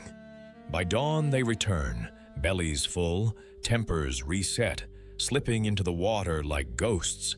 They share space with crocodiles in a wary detente. Crocs respect adults. Hippos ignore them until they don't, clearing space with a push or a snap. With buffalo herds gathering on the dark plains and lions tuning up for night shift, the river becomes the hippo's fortress.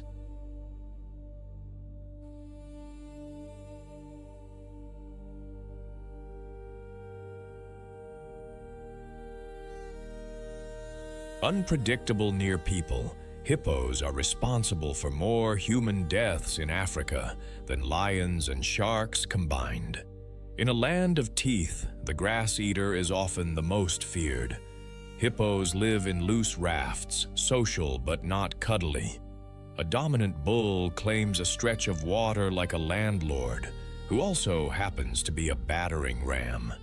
Females and young cluster within his reach. Subordinate males orbit the edges, careful not to ignite a war they can't win.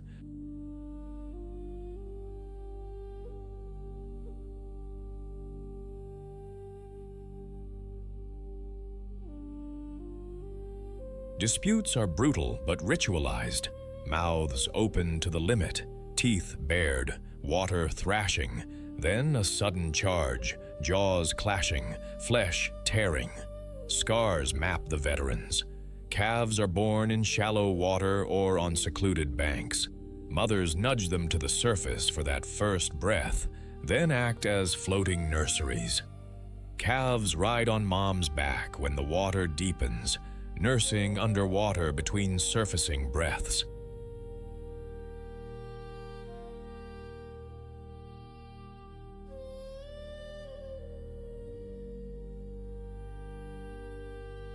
Communication hums across the river, grunts, wheezes, and deep bass rumbles that travel through water like drum beats in a cathedral.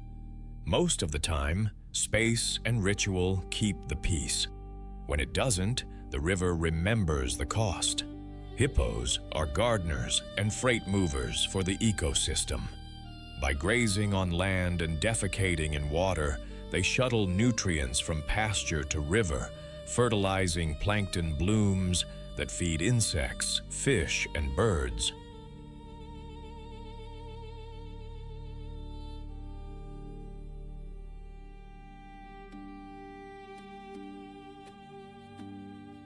Their pathways open corridors for other animals, and their wallows shape pools used by terrapins and fish. In drought, crowded hippos can over-enrich small backwaters, tipping them toward oxygen crashes. A reminder that even keystone players can push systems to the edge. Calves fall to lions and large crocodiles. Adults fear little but drought, habitat loss, and conflict with farmers. Across much of Africa, hippos face pressure from shrinking water, snares, and illegal ivory from their teeth.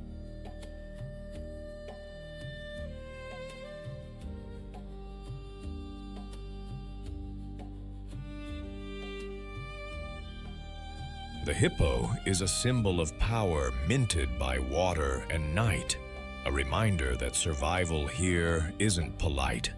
In this savage kingdom, the fight is simple. Hold the river, keep the grass, and meet the darkness with a mouth no one argues with twice.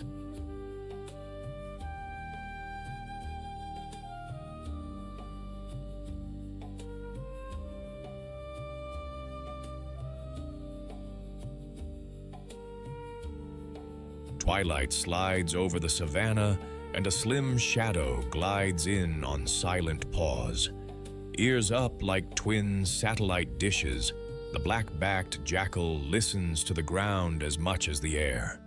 Where lions make headlines, this fox-sized hustler writes the footnotes that keep the story honest. In a world of fangs and dust, Agility is a survival strategy. Meet the black-backed jackal of eastern and southern Africa, a discreet but relentless opportunist weighing around 17 to 22 pounds.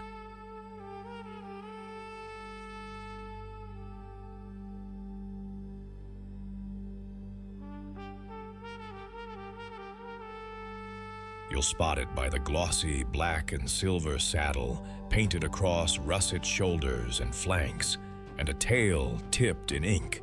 It moves with light, careful steps, never wasting energy, always calculating odds. Nature stitched this jackal for efficiency. That dark, silver-flecked saddle rides a lean, coppery body, a cloak that breaks up its outline in tawny grass and moonlit scrub.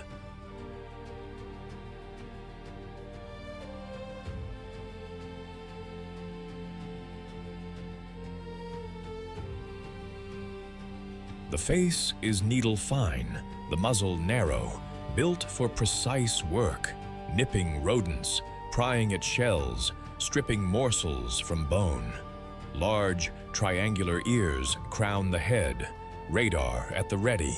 They pivot independently, scanning for the tick-tick of beetles or the tiny scrapes of a burrowing mouse.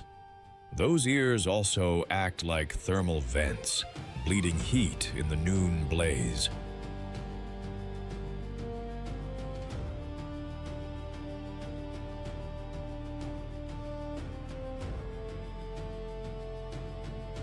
Long legs lift the body above seed heads and prickles, and the paws are tough, sure-footed, happy over sand, stubble, or the packed earth of game trails.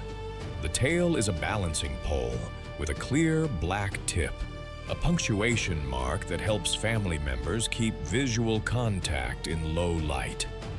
Teeth are honest carnivore tools, sharp canines for gripping, scissor-like carnassials for slicing, backed up by a jaw stronger than its size suggests.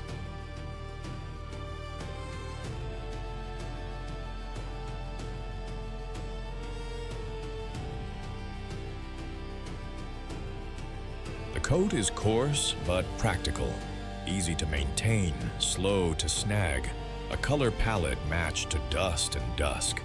Put together, the jackal is evolution's economy model, durable, low consumption, surprisingly fast off the line when it needs to be. Jackals live by a simple rule: take what the land offers, and don't be shy about seconds.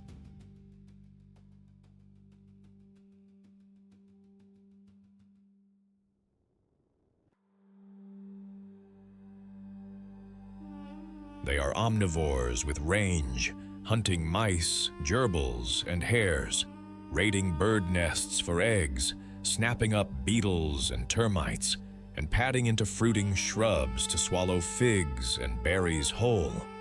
When the big cats finish dinner, the jackal clocks in as the night shift, tidying the scene and extracting every last calorie from sinew and scraps. It's the savannah's mobile cleanup crew, a garbage disposal with legs.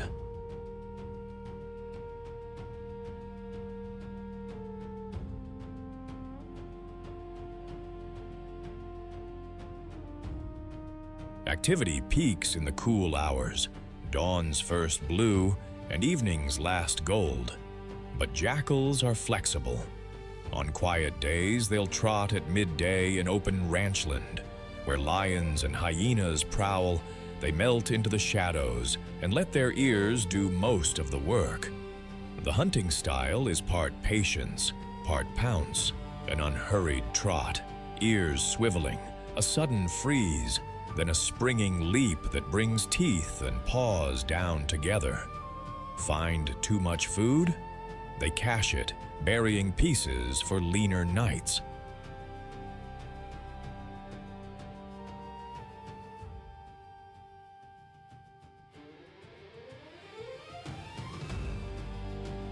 Voice matters here too.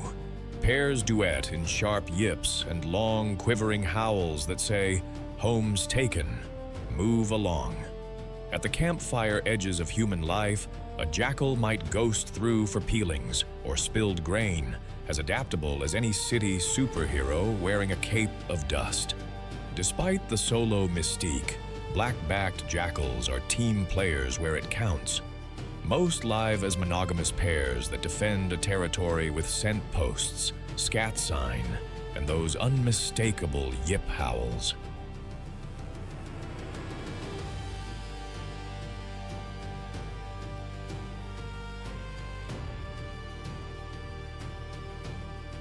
Older sons or daughters often stick around as helpers, babysitting at the den, bringing back food, and learning the family trade before they claim their own patch.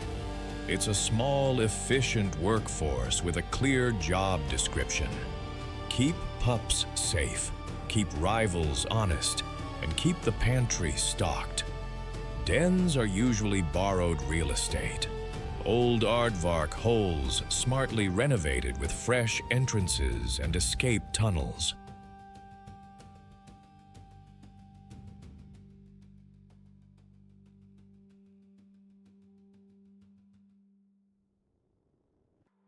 Pups arrive after roughly 2 months of gestation, bundles of dark fuzz that grow into swift, copper-backed shadows by the time the rains turn grass into walls.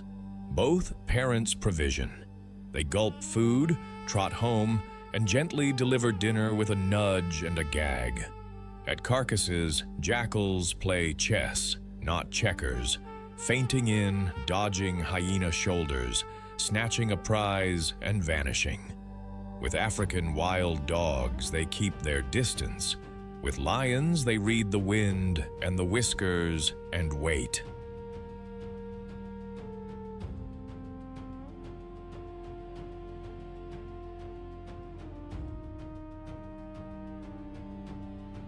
Survival here is equal parts courage and tact. Call the jackal what it is, a keystone opportunist. By hunting small mammals, it keeps rodent booms in check. By scavenging, it cleans the landscape, slowing the spread of disease. Seeds swallowed with fruit travel in a furred courier service, sprouting where droppings fall. This nimble mesopredator has thrived alongside giants by being everything the giants are not. Quick to adapt, quick to move, quick to change plans.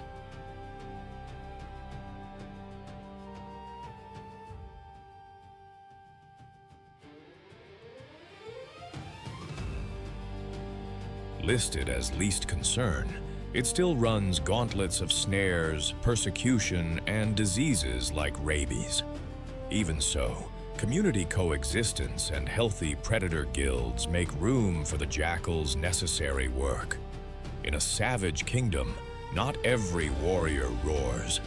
The black-backed jackal is a reminder that survival favors the quick, the clever, and the quietly relentless.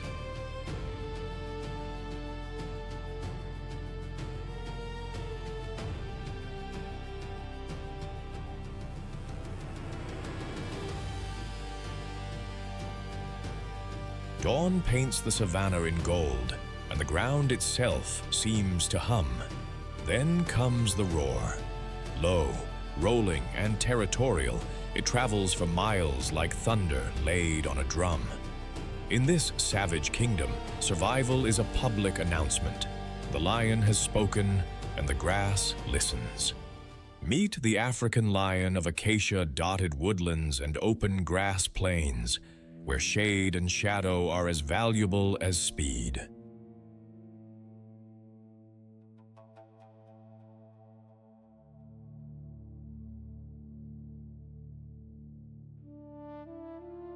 The males carry a dark, armor-like mane. The lionesses, sleeker and lighter, are the architects of the hunt. This is the one big cat that chose teamwork over stealth alone, and it built an empire out of cooperation. An adult male stands nearly 4 feet at the shoulder and can weigh around 420 pounds, a muscular monarch sculpted by evolution for close-range power.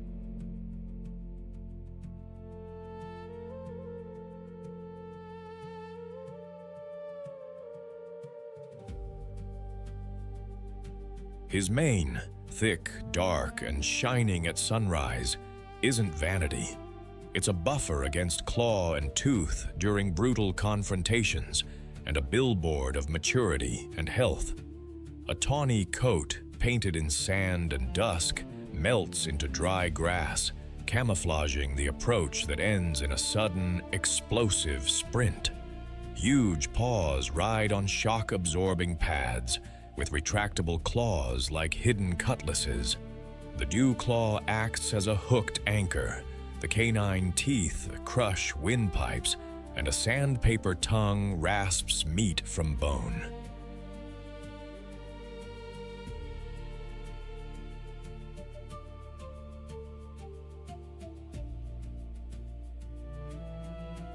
Whiskers red the air, amber eyes gauge distance and intent. A tufted tail is a steering rudder in sprints and a signal flag in tall grass. Scent glands on paws and tail base sign the map of a realm that can stretch up to 96 square miles. And then there's the voice, a roar rich in low frequencies that can carry roughly 5 miles. Defense system, roll call, and keep out notice, all in one thunderclap.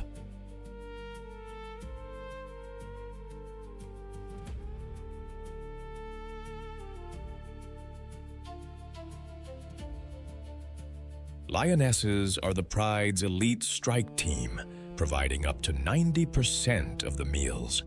They prefer the cool bookends of the day, night and early morning, when endurance and planning beat raw speed.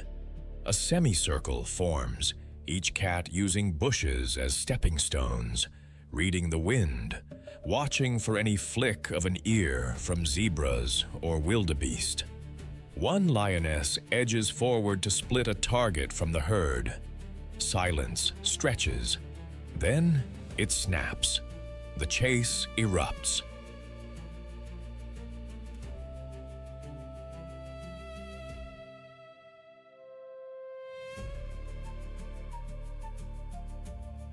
Hooves drum, dust flies, and a lioness clamps with decisive precision. Not every hunt succeeds, but when it does, the kill is swift, the teamwork clinical. At the carcass, order turns to argument. Growls, cuffs, and quick rebukes determine who eats when. The male often dines first, royal privilege, taxes paid in patience by everyone else, because a defender needs full strength to patrol and fight.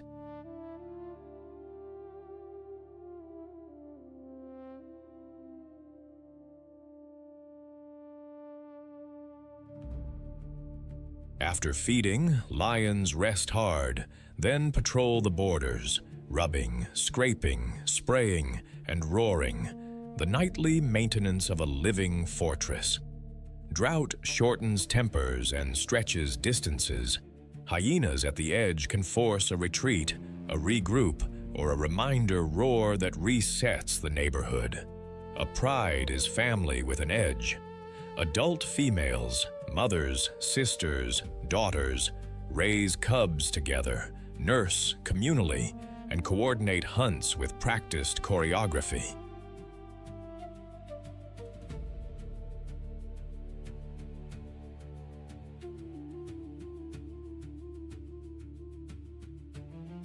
Dominant males, often brothers or allies, hold tenure through muscle and timing. Their job is to guard the territory and the bloodline. Coalition takeovers are decisive and often savage. New rulers may kill the previous leader's cubs. Brutal, yes, but biologically strategic, resetting the breeding clock for their genes. Cubhood is play with a purpose. Stalking, pouncing, and mock battles that wire the nervous system for future work.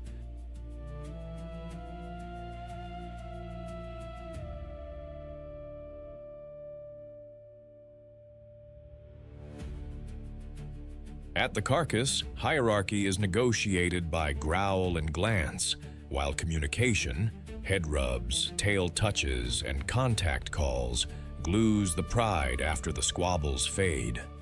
When a pride member strays, that 5-mile roar becomes a homing beacon. Lions steer the savannah's traffic. By culling the weak and unwary and pressuring herds to move, they shape grazing patterns, preventing overbrowsing in one place.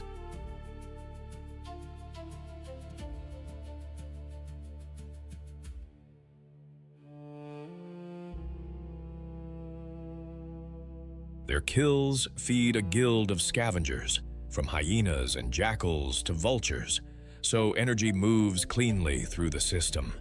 Competition with hyenas sharpens strategy on both sides, a constant arms race of wits and numbers. Listed as vulnerable, lions face shrinking habitat, conflict with people, and prey declines during droughts. Yet where corridors are protected and communities benefit from conservation, this kingdom still roars.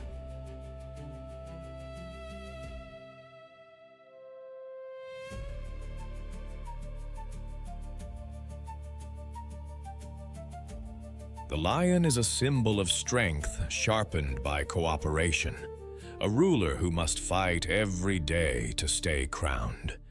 In this savage kingdom, survival isn't promised, it's earned, breath by breath, roar by roar.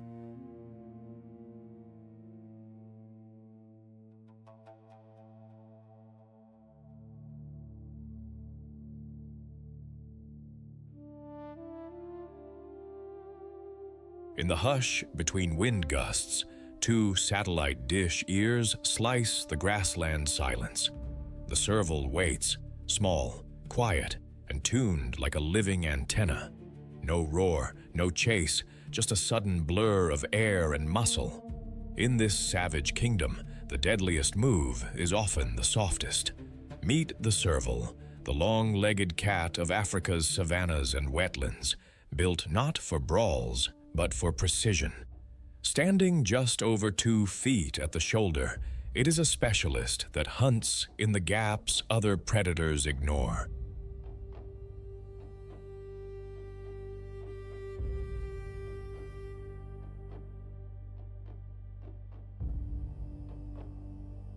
Its signature party trick? A vertical leap that clears more than 6 feet, landing with prey already pinned under velvet paws. Sculpted by evolution to be a sound-guided missile, the serval wears gold grassland painted with black coins and fine stripes. A small, narrow head crowns a long neck, and atop it, those outsized mobile ears, constantly swiveling, independent like twin radar dishes scanning in stereo.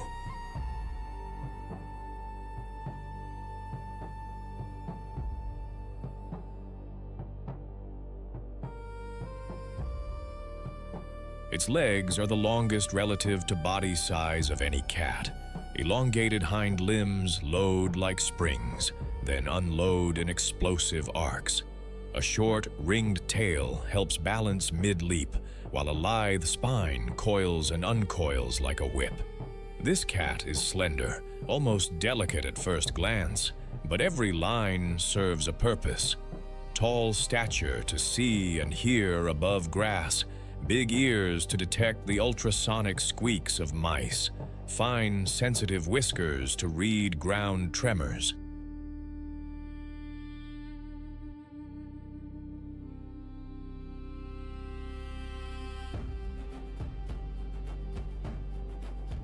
Even its coat is strategy, dappled to vanish in sun-spotted stems. The serval isn't built to overpower, it's built to arrive exactly where it needs to be, exactly when it matters. The serval hunts with patience that borders on meditative. It pauses, listens, triangulates the tiny footfalls of a vole beneath thatch or the rustle of a lark edging a reed bed.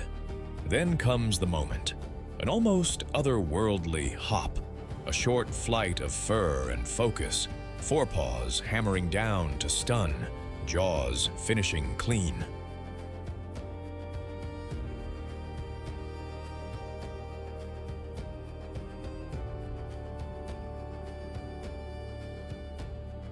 Its menu is a sampler of small lives: rodents, lizards, frogs, birds, and a crunch of beetles and grasshoppers when opportunity buzzes by. Success rates here rival the best on the plains. Efficiency, not drama, wins dinner. Mostly crepuscular and nocturnal, the serval works the cool hours, ghosting along wet meadows and floodplain edges, sometimes wading ankle-deep to flick fish or frogs from shallows.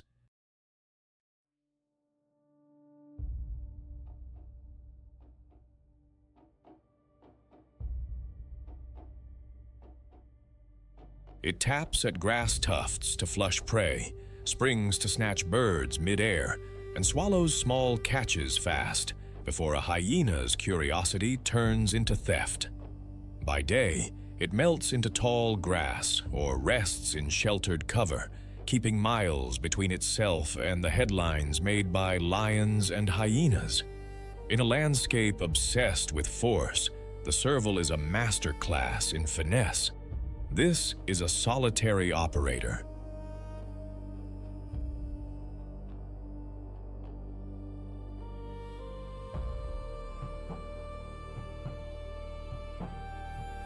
A male's territory may overlap the ranges of several females, and everyone keeps the map fresh with scent posts, urine sprays on stems, cheek rubs, and strategic scrapes.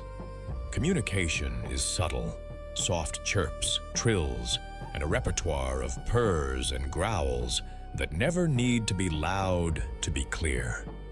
Meetings between adults are brief and businesslike, unless it's the season to court.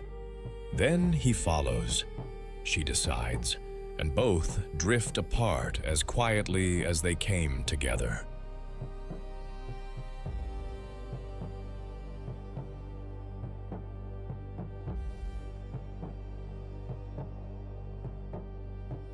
After roughly 2 to 2.5 months of gestation, the female tucks 1 to 4 kittens into a den, a clump of dense grass, a hollow, or a borrowed burrow. She moves them often to dodge noses that read too well. Lessons begin early. Freeze at danger, listen first, leap only when certain. Juveniles practice with grasshoppers and graduate to mice, perfecting that signature pounce.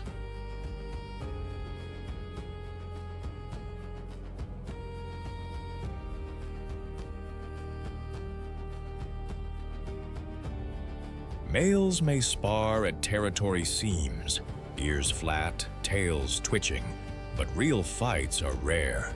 In this economy, energy is a currency you don't waste. The serval is rodent control with spots, trimming populations that would otherwise chew through seeds and crops. It threads the spaces between apex predators, a mesopredator that keeps the small gears turning so the big machine runs. Owls, eagles, pythons, leopards, hyenas. These are the risks that shape its quiet route choices.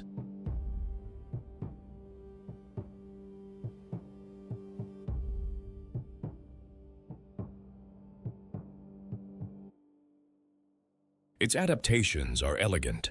Ears tuned to ultrasound, spring-loaded legs, a coat for vanishing acts.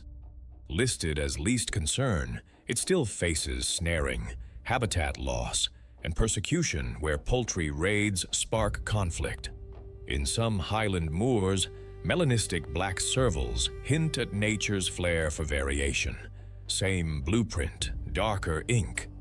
In a world that worships roar and muscle, the serval is proof that survival can be a whisper with perfect timing.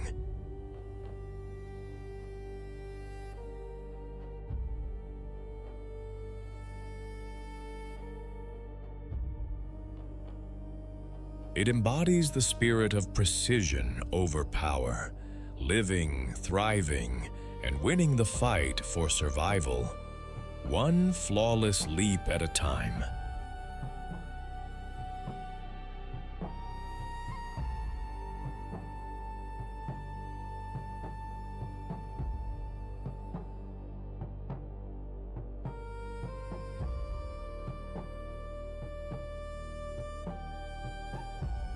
Heat shimmers over the grass, and a living tank rolls out of the haze.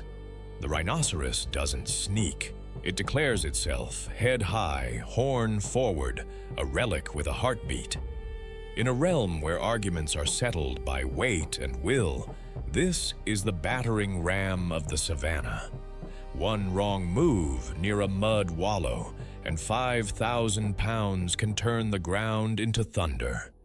Meet the rhinoceros of the African savannah, most commonly the southern white rhino across bushveld and open grasslands.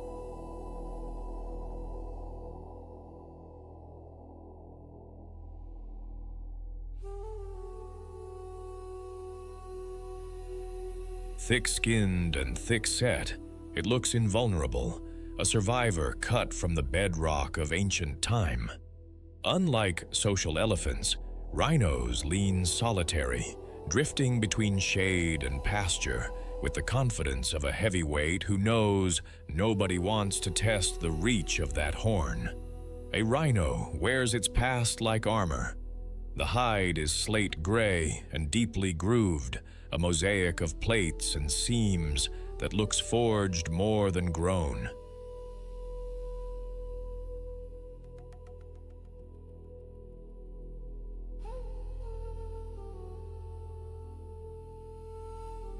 Up close, you see the details. Scarred skin polished by mud, a dusting of pale soil that acts like natural sunscreen, and a horn sculpted from keratin, the same protein as our hair and nails. That horn can grow astonishingly long, up to about 5 feet in exceptional cases, tapered like a spear and anchored by dense fibers that absorb and deliver force. Small eyes sit forward on a broad skull, but the ears are the stars, tall, cupped, and constantly swiveling, catching whispers the eyes might miss.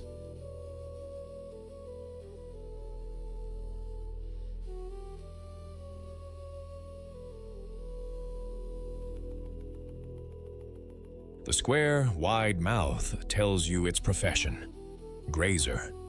A white rhino's broad lips skim lawns of short grass like a living mower, while heavy, splayed toes spread its weight across soft ground. Everything here is function. The barrel chest holds lungs that feed sudden power.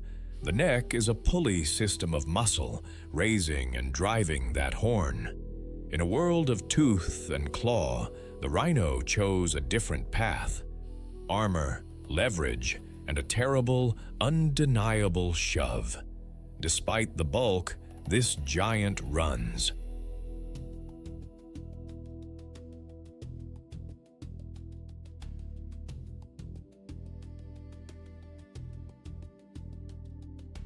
Threaten it or confuse it, and a rhino can explode to 31 miles per hour, a gray lightning bolt that can flip a jeep in rare, tragic encounters when boundaries blur. Yet most days are quieter. Dawn and dusk are mealtimes, cool hours spent cropping grasses and drifting between patches like a slow tide. Midday heat drives it to shade or a beloved wallow, where it rolls with the clumsy joy of a boulder learning to swim.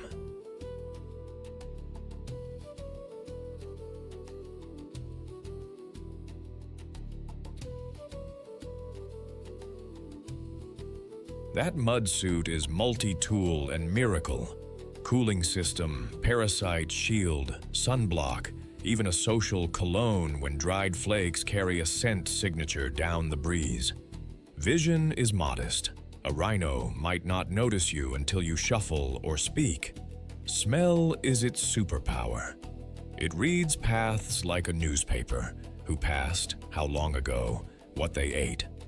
Dung middens mark territory and broadcast status, a communal message board where every deposit means something.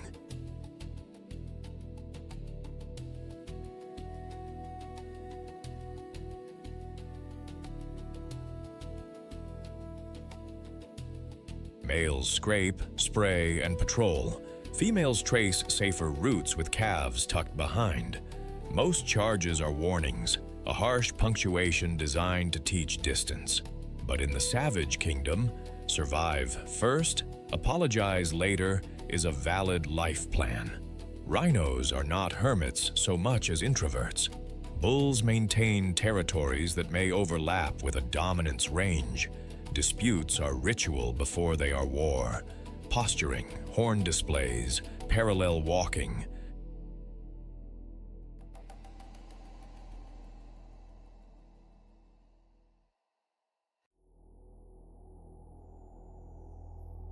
When it escalates, horn meets horn, and the hide earns its keep.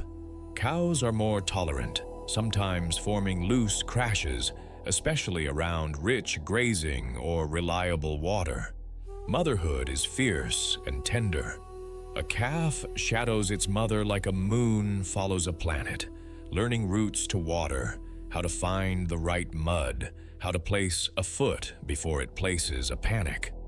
Vocalizations, snorts, squeals, breathy honks carry simple messages. Stay close, move now, back off.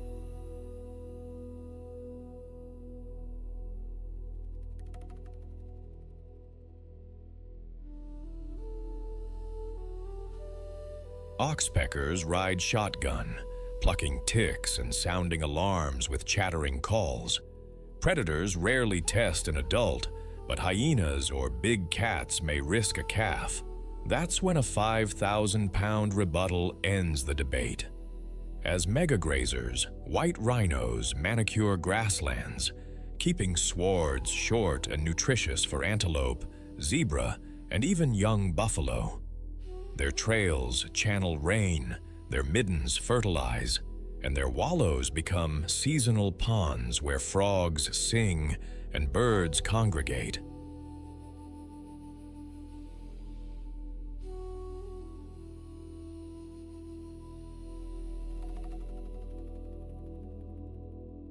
They are engineers as much as icons. Evolution armed them with keratin weaponry, swivel ear radar, and a metabolism tuned to bulk forage, perfect for open savanna. The true test is modern. Poaching and habitat loss press hard, yet protection programs, dehorning in some reserves, and community conservancies have lifted the southern white rhino from the brink, though it remains near threatened and never far from danger.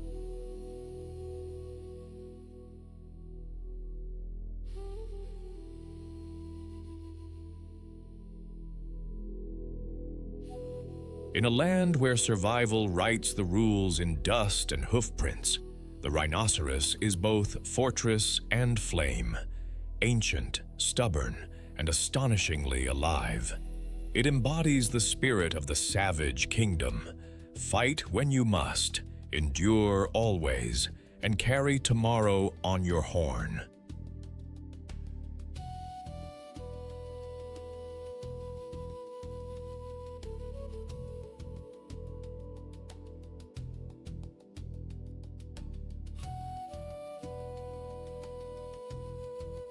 In the cold blue corridors of the North Pacific, a giant draws a perfect circle of bubbles, and a school of fish suddenly finds the walls closing in. This is the ocean's savage kingdom, where power is measured in lungs, leverage, and the patience to strike at the right second. One moment, the sea is calm. The next, a mouth the size of a garage door erupts from below and turns silence into spray.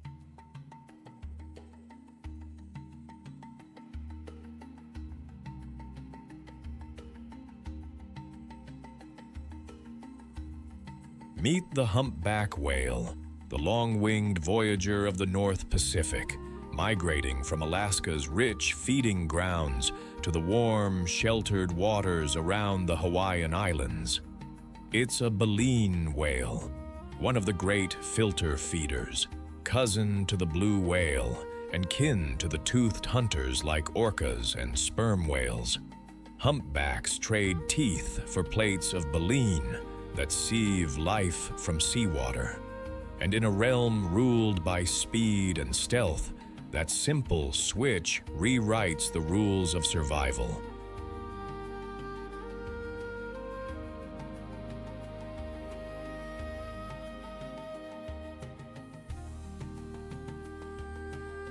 Up close, the humpback looks like a living sculpture carved by tides.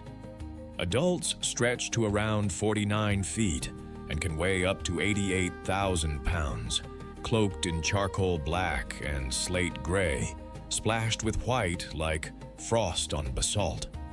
Along the jawline and rostrum, knobbly tubercles stud the skin, each a sensory bump with a single whisker-like hair to feel the water's whispers.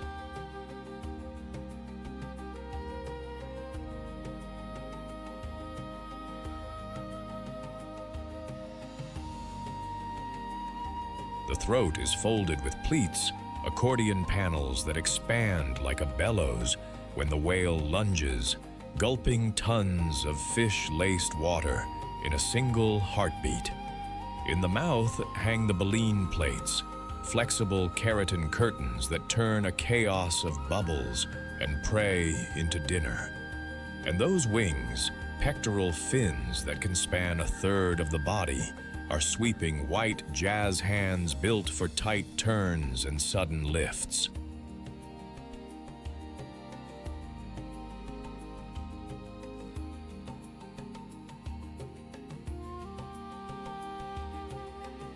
The tail, broad and notched like a banner, is unique to each whale. One powerful downstroke is a piston of muscle and sinew that launches this leviathan through the sea. Whales breathe air, not water, and they do it brilliantly, exchanging most of the air in their lungs in just a second or two, a pressure-proof system that fuels deep, relentless work. Daily life is part choreography, part endurance sport. On feeding grounds, humpbacks are bubble architects.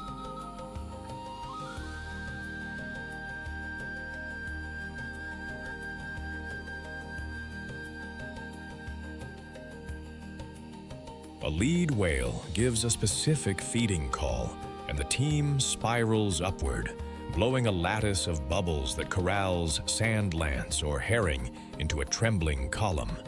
At the cue, they rocket through, mouths agape, throats ballooning. The baleen strains the soup, the water sluices out, the fish don't. Between attacks, they recover with steady breaths, often surfacing every 5 to 15 minutes, blowholes snapping open and shut like camera shutters. In calmer hours, the ocean becomes their stage.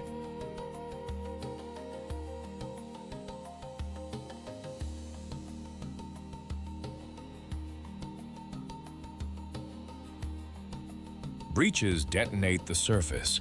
A 40-ton body clears the water and lands with a thunderclap that can rock small boats and set gulls wheeling. Tail slaps crack across the bay like punctuation marks. And then there are the songs, long, evolving melodies that can last hours, different dialects in different regions, rising from winter-breeding waters off Hawaii like a chorus under the stars.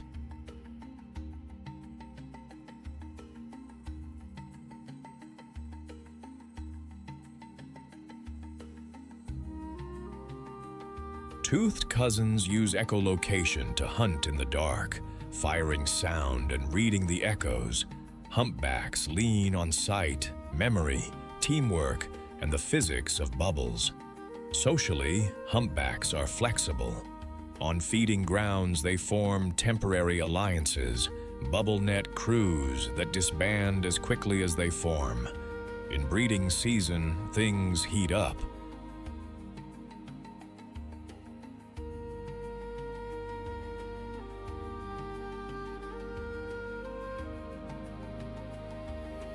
Males sing and posture. Competition pods surge around a female, jostling and bluffing in high-speed chases where one well-timed tail flick can be the difference between love and a bruised ego. Females carry a single calf after an 11 to 12-month gestation. Calves are born into warm, quiet bays, tucked against the mother's flank as if glued there by instinct.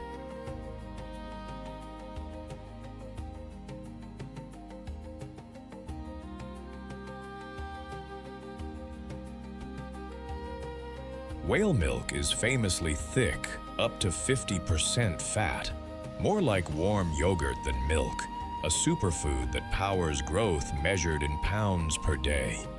Mothers teach the route, the rhythms, and the manners of whales, how to draft in her slipstream, how to time a breath, when to sink silent when danger cruises by. Ecologically, humpbacks are gardeners and engines.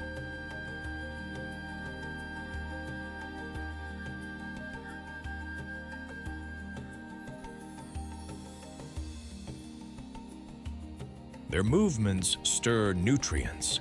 Their waste fertilizes plankton, the tiny plants that form the base of the ocean's food web and help produce a large share of the oxygen we breathe. In life and in death, whales move carbon downward, their bodies eventually sinking and feeding entire deep-sea communities. But this kingdom is noisy and risky. Sperm whales fire clicks as loud as 230 decibels. Ships add a constant mechanical roar.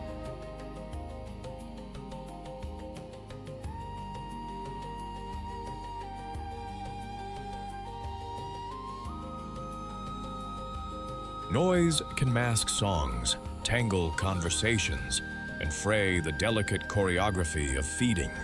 Ship strikes and oil spills turn breath into a hazard. The fight for survival isn't just tooth and claw. It's decibels, propellers, and choices we make at the surface. Yet every breach is a declaration. The sea still has giants. The humpback embodies resilience, artistry, and muscle in one body, a reminder that even in a savage kingdom, cooperation can be the sharpest weapon.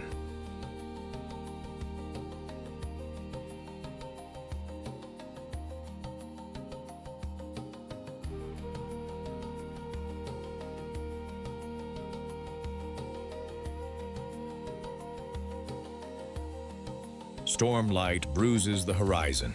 Heat breathes out of the earth. Grass leans, whispering. At the edge of a shrinking waterhole, the wild draws its battle lines without ever speaking. Lionesses flatten into the color of dust, ribs low, eyes bright with old hunger. Hyenas drift like shadows with grins, counting seconds and odds. A leopard watches from a jackalberry branch, tail ticking, the silent accountant of risk.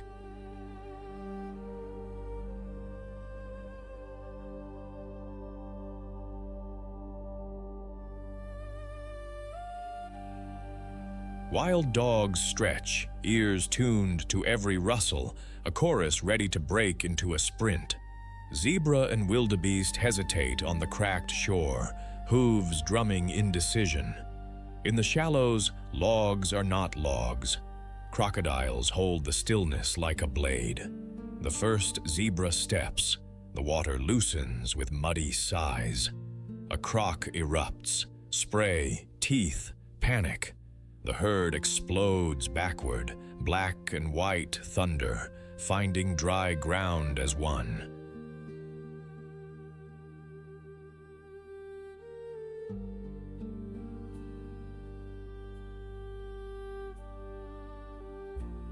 A single mare stumbles, then finds her feet, saved by a kick and the frenzy of her friends. Across the flats, the dogs commit. They flow around an impala like water around a rock, trading the lead, never wasting a stride.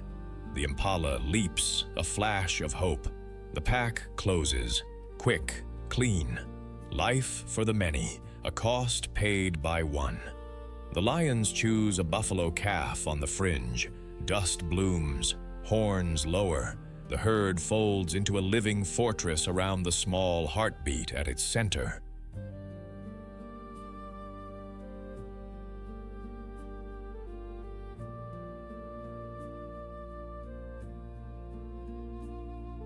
A lioness catches a shoulder, is thrown, recovers, tries again. Bulls charge with the gravity of trains. Hyenas hover, ready to write a different ending if anyone slips. Not tonight. The lions peel off, breath hot, eyes colder. The calf lives because a wall with horns said so. Thunder walks closer. A fish eagle razors the sky with a cry. Vultures pinwheel, not ghouls, but cleaners, the final service crew of the savannah. The elephant matriarch arrives last, as if summoned by the storm.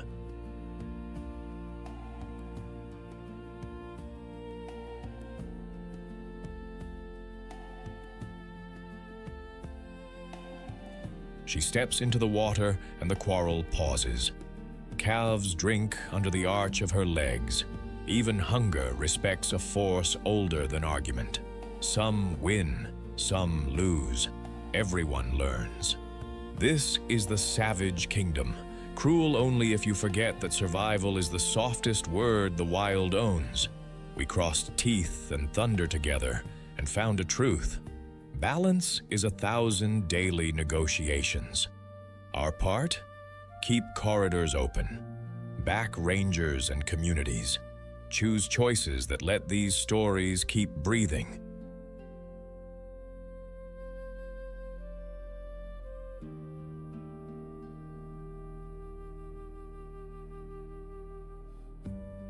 If this moved you, tap like, hit subscribe, and tell us in the comments where you're watching from and which showdown stunned you most. Share it with someone who knows the taste of rain on dust. The storm breaks, the plane drinks, and the heartbeat of the wild goes on, steady as dawn.